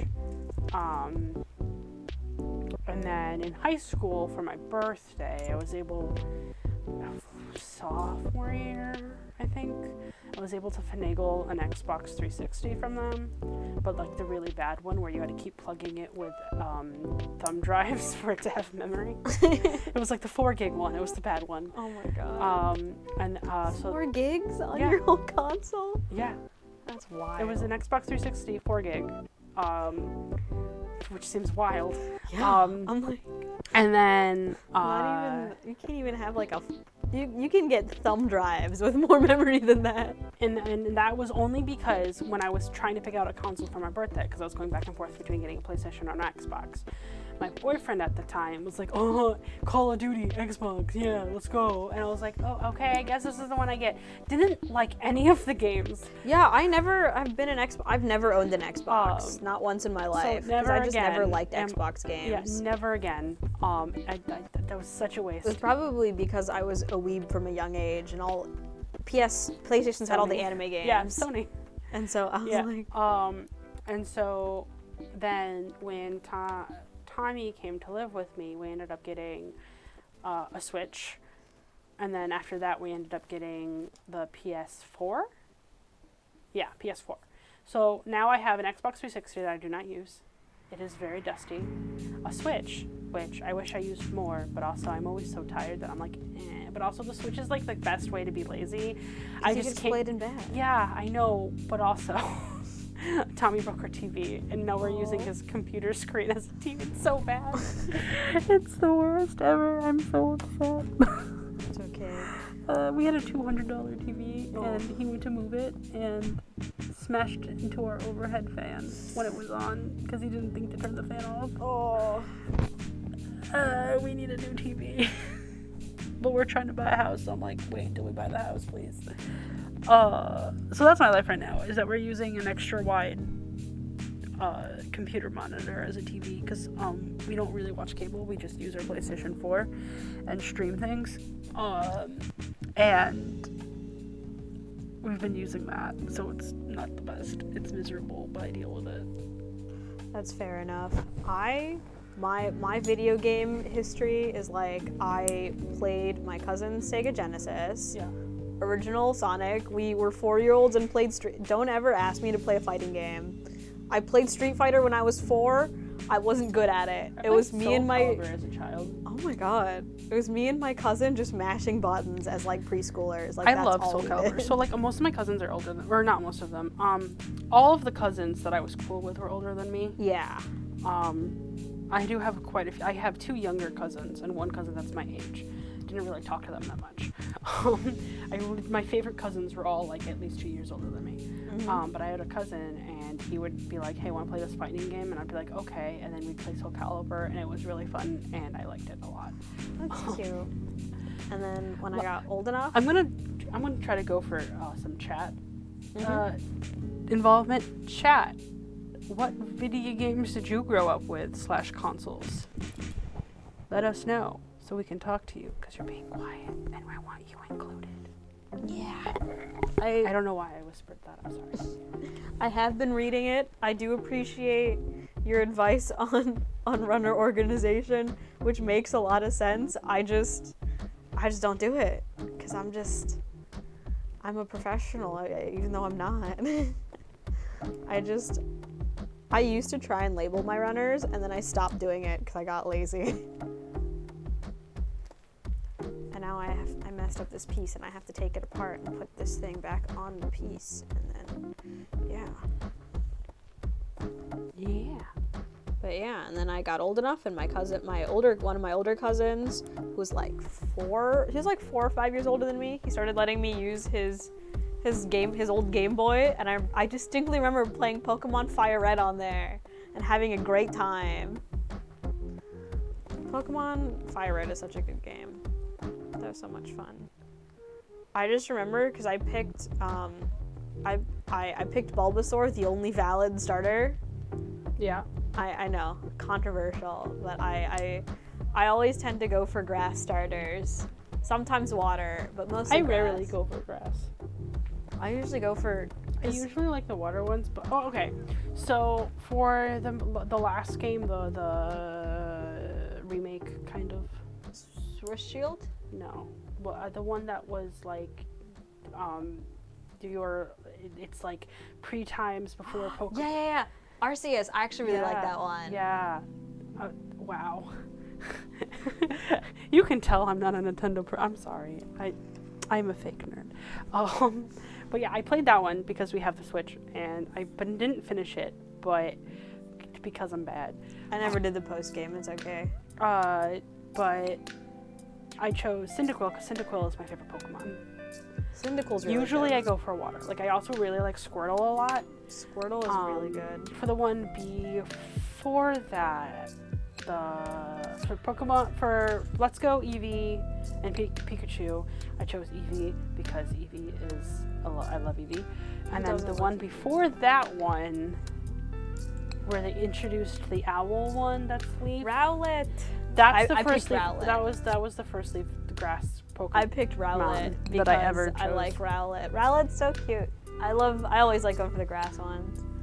I just really also like owls, so like, yeah. So when it came out and I had Rowlet again, I was like, oh man, this is such a hard choice. I like Rowlet a lot, but I was like, no, I'm gonna go with Cyndaquil because Cyndaquil is my favorite Pokemon. Understandable. Cyndaquil's also really I love good. my fire anteater. I almost never pick fire Pokemon. I don't remember. I think there's like one time it might have been Cyndaquil actually, that I picked a fire Pokemon. He's so cute. You gotta love Cyndaquil. It's so cute. Cyndaquil's so cute. I'm not one of those people that plays that's like good at Pokemon. I pick based off of the one that I think is cute.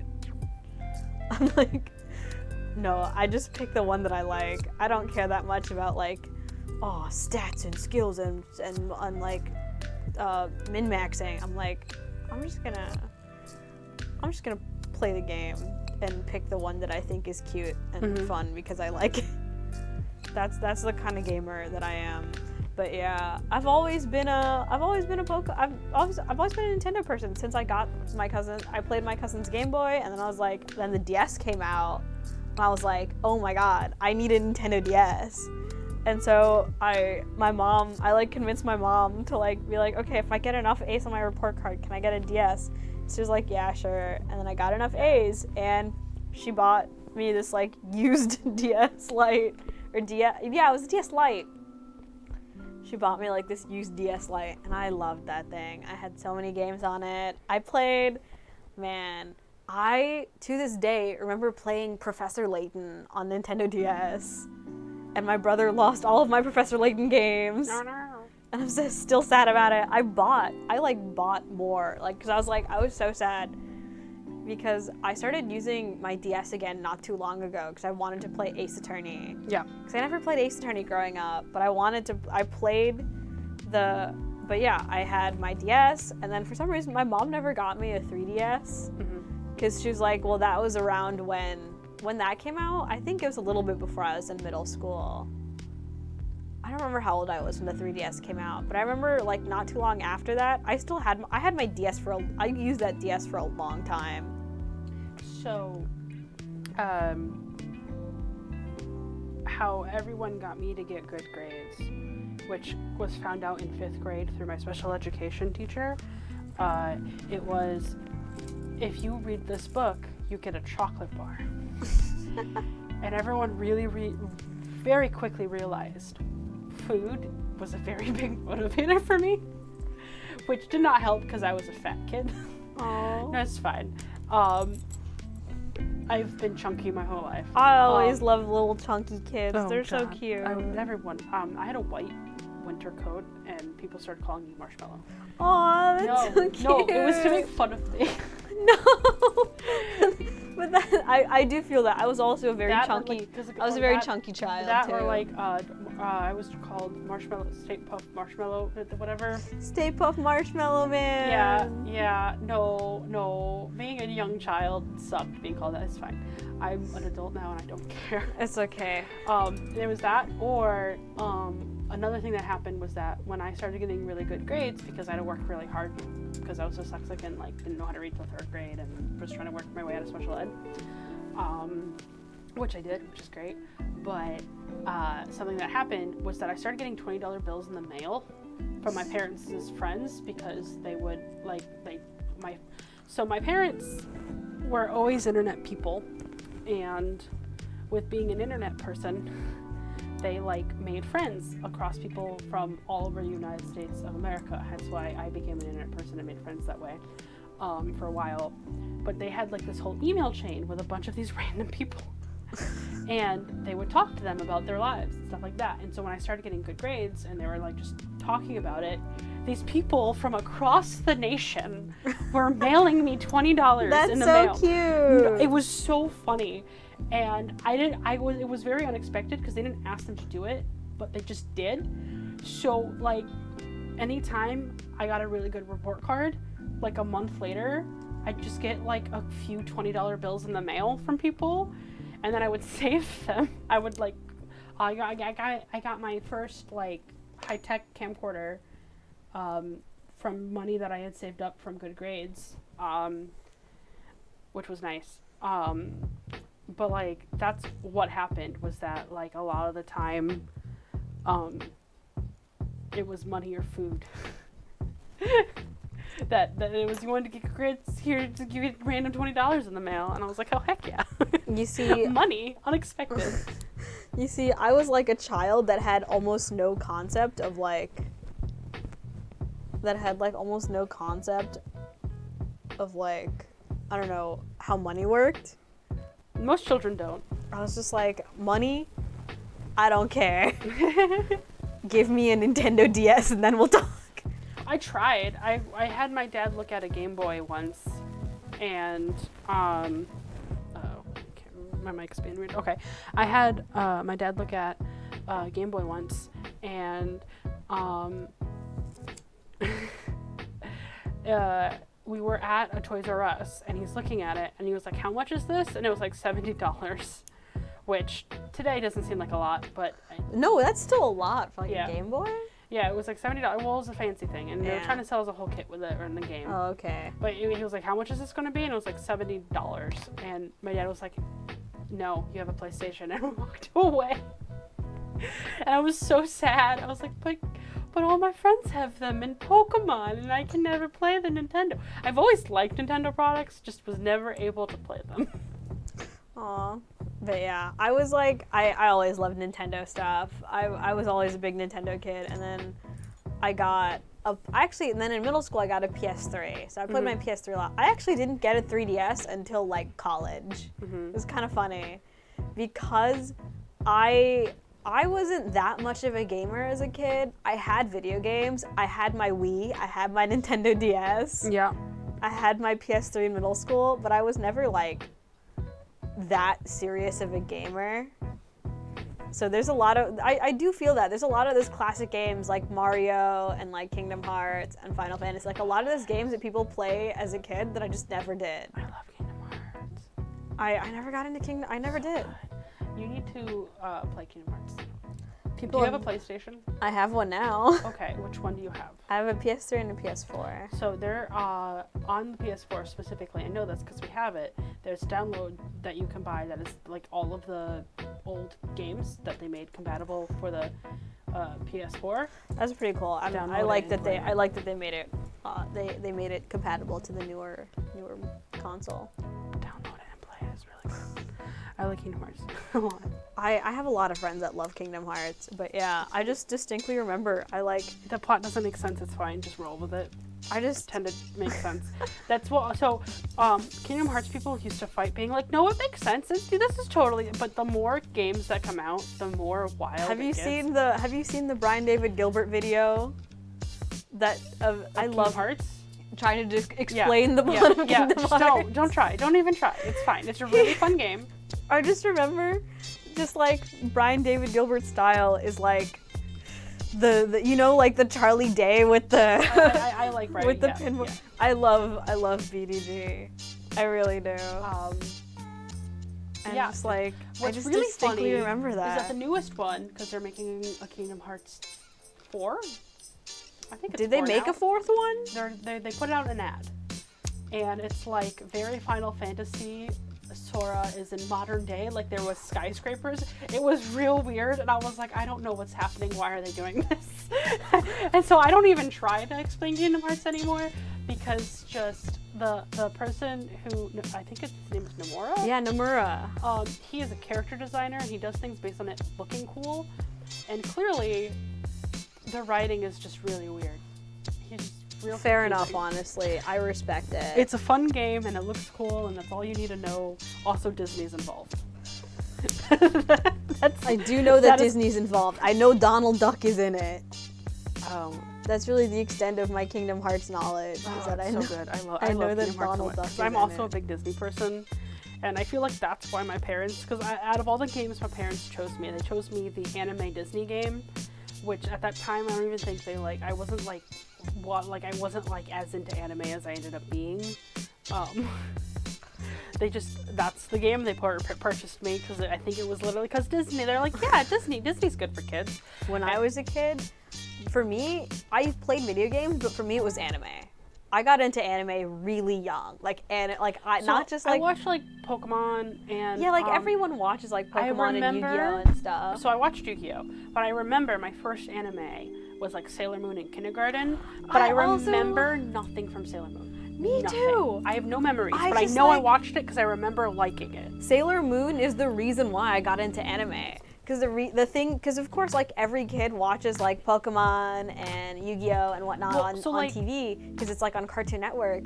But I remember watching reruns of Sailor Moon when I was a kid. I remember nothing of it. And I remember almost nothing of it, but I remember loving Sailor Moon so much that I wanted. I have a lot of friends who are Sailor Moon, and say something that I don't remember at all, and I'm like, yeah, I watched it. I have no memory of it, but I know I watched it.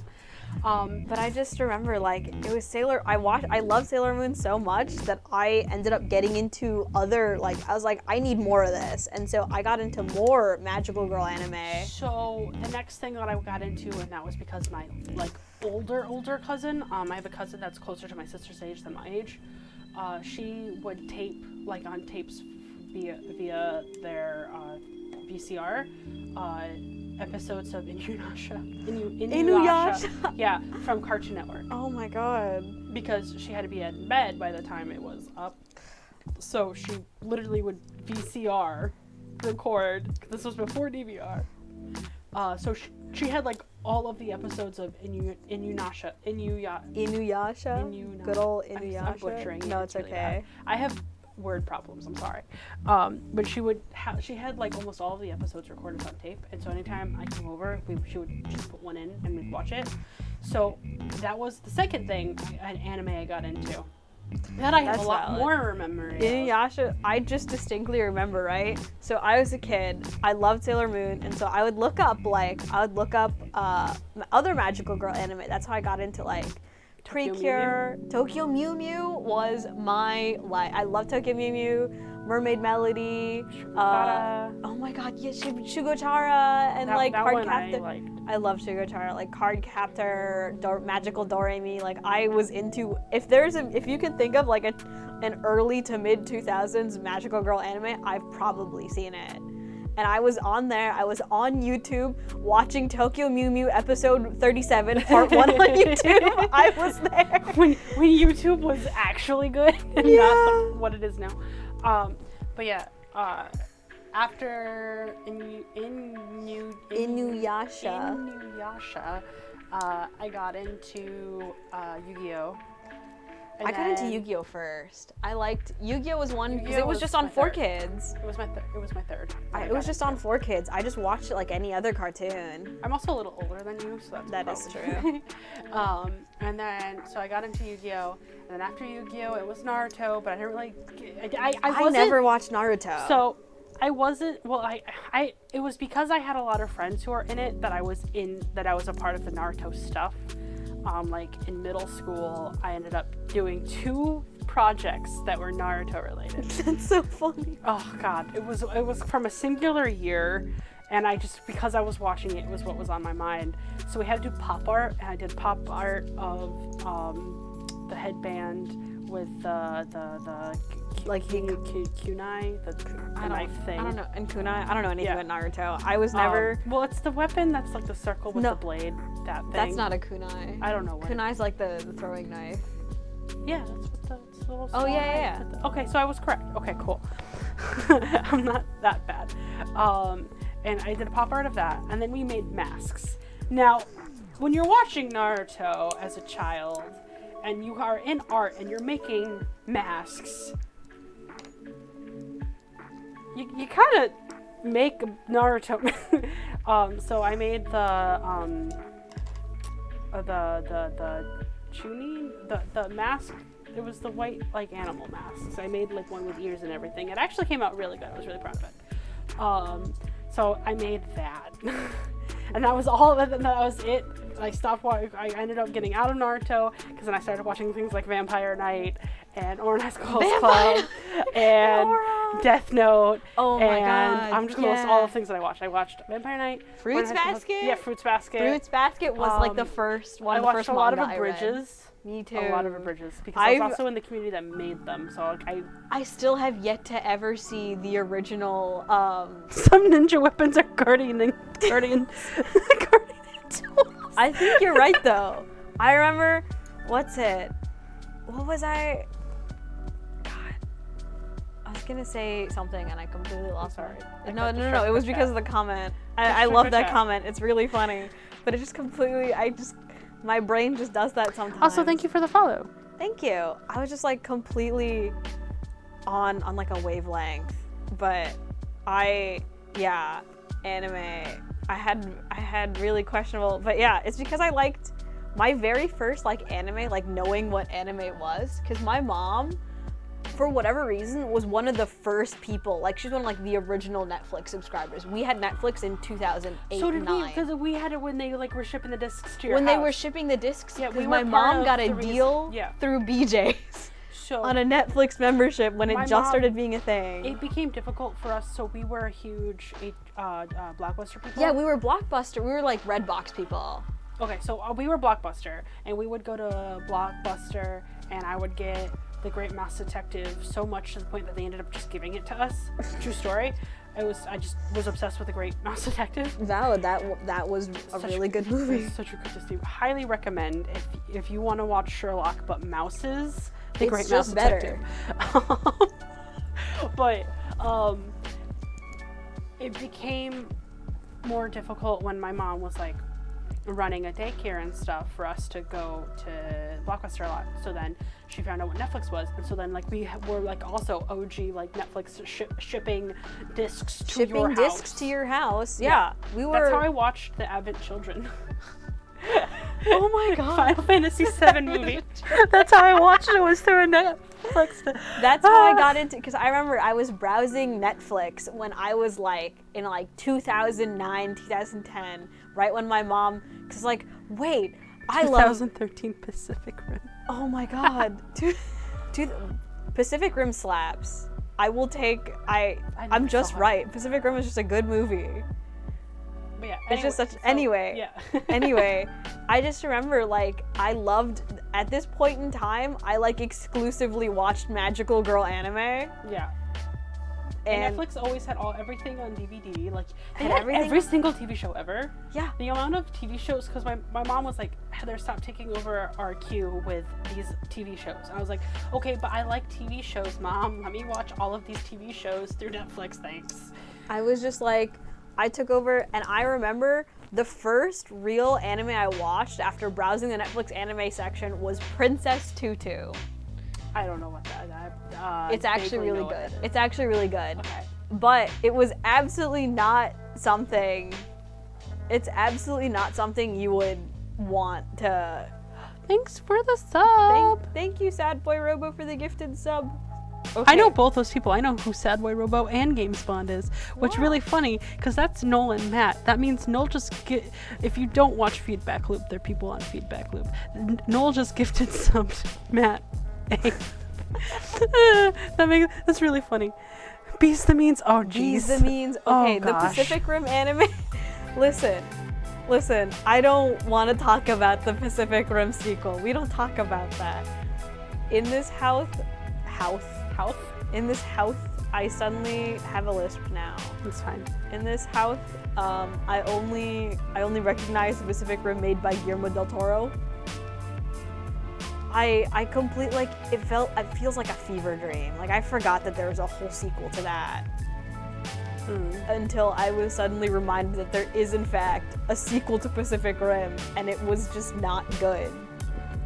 And so everyone just collectively forgot that it existed, even though Pacific Rim was such a good movie. But yeah, anyway, Princess Tutu, right? It was on the surface, like the cover, it's like a ballet-themed magical girl. Oh. She's like a ballet-themed magical girl. And the concept's really cool. But the show itself, absolutely not appropriate for a small child. Like, it was a very, very, like, dark show. Like, it's really good. I would highly recommend anime. Oh, someone was like, nope, they don't like Princess Tutu. Listen, I actually... To each everybody's own. Yeah. It's okay to like a bad anime. Oh, no. I think they're talking about the Pacific Rim anime, which was really bad. That I also, like, I didn't know it existed. Like, just had absolutely no idea. But, like, Princess Tutu was one of the, like... Because on the surface, it's, like, cute, pretty magical girl, and then suddenly there's a whole plot line about how tragedy is inevitable and disaster is futile and you're at the mercy of a sadistic god that you cannot do anything about. I'm gonna be real honest about the Pacific Rim anime, anything about Pacific Rim. Have you not seen? No. You haven't seen Pacific Rim? No.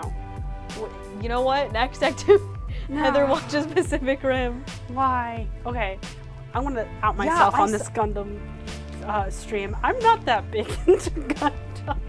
Yeah, Heather's not a real mecha fan. My husband is. I know a lot about it because my husband is very much into it. But that's fine. Yeah, I remember seeing. One of the things I loved about Pacific Rim is how much of it is completely practical effects. Well, that's because that's Guillermo del Toro. Yeah. I remember seeing like I think the he's a behind great the director. scenes. I really do like him a lot. Yeah, I remember seeing like the behind the scenes of Pacific Rim, and they're like in the like the actors are in the cockpit, and it's like moving. Yeah. Like they have to act, and it's because they're in these like intense mech fights. Gundam unicorn, yes. We built the Gundam unicorn. I don't.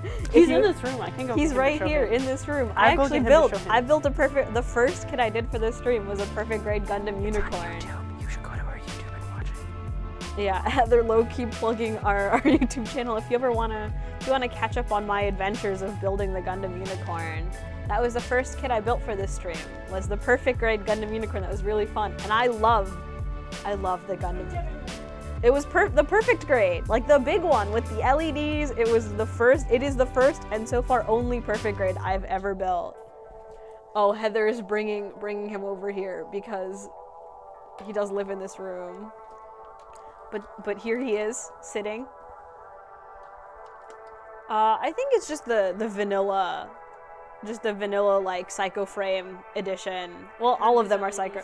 Yeah, I mean, well, all of them have the Psycho Frame, but it's just like, I'm pretty sure it's like, this is just the basic, first perfect grade unicorn. Just the basic RX-0, baby, but it's so cool. I'm very happy. The current build, what I'm building right now, we're gonna move him out of the way just a little bit, but here, you see him now, my beautiful. Yeah. That's on me. Because honestly, oh yeah, Heather's turning off the light so it looks cool. I have my other light on so it's not just black.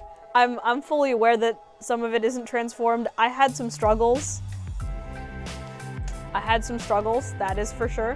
And so it's not 100% transformed, but no, I panel lined it. It's just that most of it is white and most of the panels are separated anyway, so there honestly wasn't too much to panel line.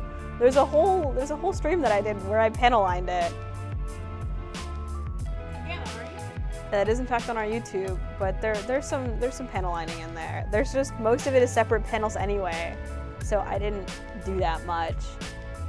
I did indeed, because you see, I originally, when this kit was being built, I wasn't the one who started it. I didn't build the legs and feet. At least, like, yeah.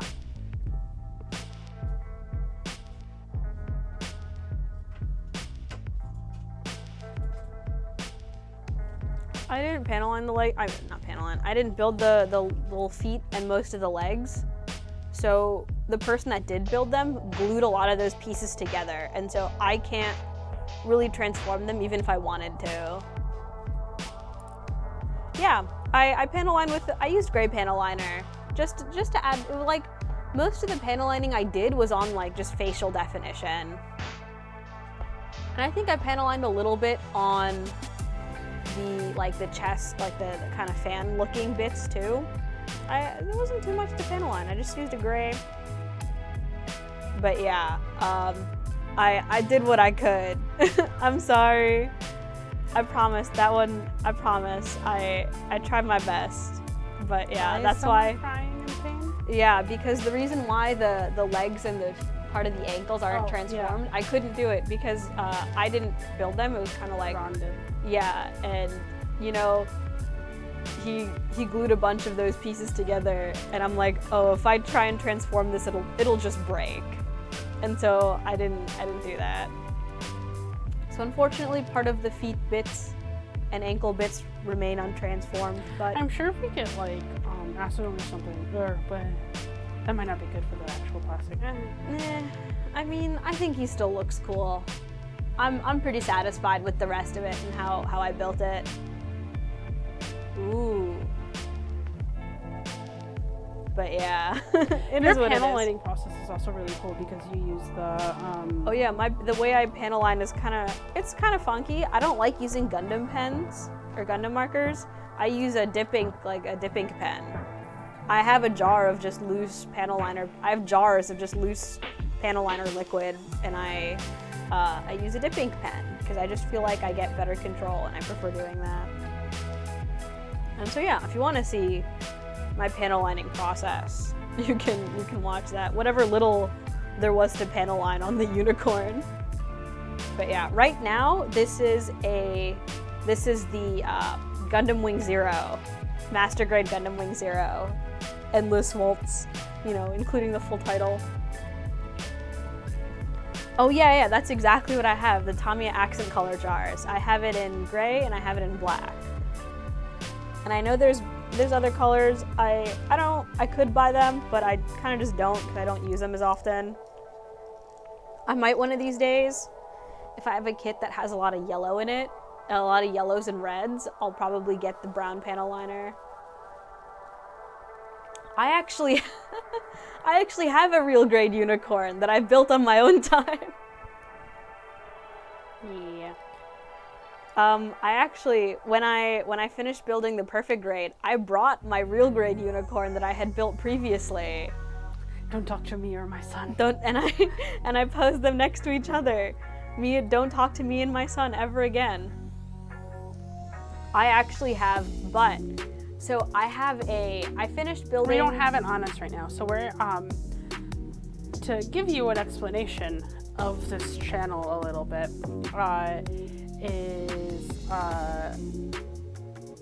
This is through Tabletop Gaming Center in Newington, Connecticut, and we sponsor and run streams to kind of help people get into and learn about different games and hobbies.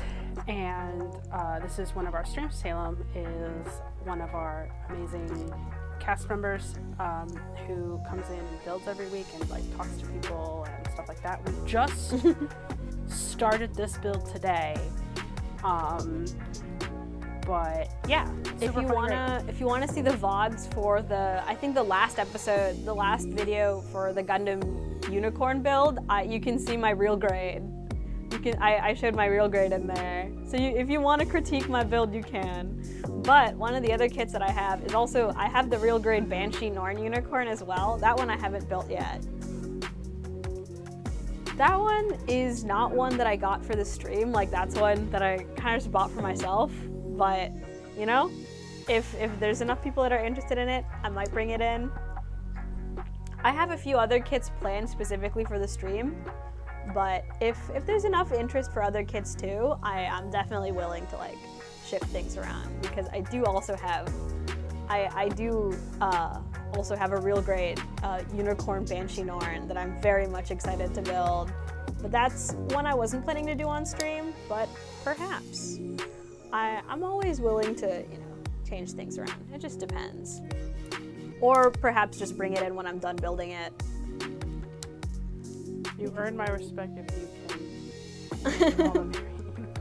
There's so many unicorn variants. Are we counting the Verkas? Are we counting those ones separately? Because there's the base unicorn, there's Banshee Norn. How many are there? There's like clear builds. Oh my god. Ooh. Oh, it's 1 o'clock. Char Zaku is also one that I really like. It's one of the few Zakus that I like. I'm not a huge fan of the Zakus because again, as someone has called me out for previously, my taste in Gundam is pretty flashy, and Zakus being grunts are not that flashy. Captain Char Zaku 2. I know who that is.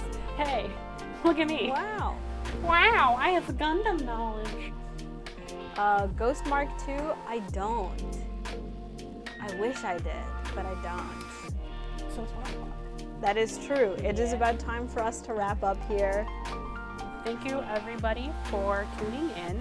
So thank you to all of the subs and the follows, and welcome to all of our new viewers. If you didn't see earlier, this is what I'm building right now. So far, we've built his torso bit, and then we're going to build the head. But, yeah. And then we go live every Friday at 11. Every Friday morning from 11 to 1. We also have, our VODs are posted every Wednesday on the YouTube channel if you ever want to catch up, if you want to critique my previous builds. And then our next big stream thing that we're doing, because we have our weekly stuff, which right now Feedback Loop, our weekly D&D stream, is on hiatus while we get ready for campaign 2, but not this weekend, next weekend. I'm confirming the date because I want to make sure I am not incorrect. I'm the producer, I should know this. July 24th, we're doing the Battle of Cape Finisterre, which is going to be like boats. We have partnered with Warlord Games, and they're giving us a raffle to raffle off one Master and Commander starter set, a British Royal Navy fleet box, and a Hold Fast supplement. So it's a really, really good value for the raffle. So if you want to learn about historical wargaming and want to see other stuff we do, that's happening on the 24th, and then you can always tune in on Friday. Our YouTube channel is Tabletop Gaming CT, the exact same as our Twitch channel. Yeah, it's just the same name on YouTube. Yeah, sorry for the delay. It's gonna be a while till we respond. It's gonna seem like there's a while till we respond to the comment, but if you want to watch the VODs immediately on the Twitch channel, you have to sub, but we also do post the VODs on YouTube channel. It's the same name as the Twitch channel, Tabletop Gaming CT. And yeah.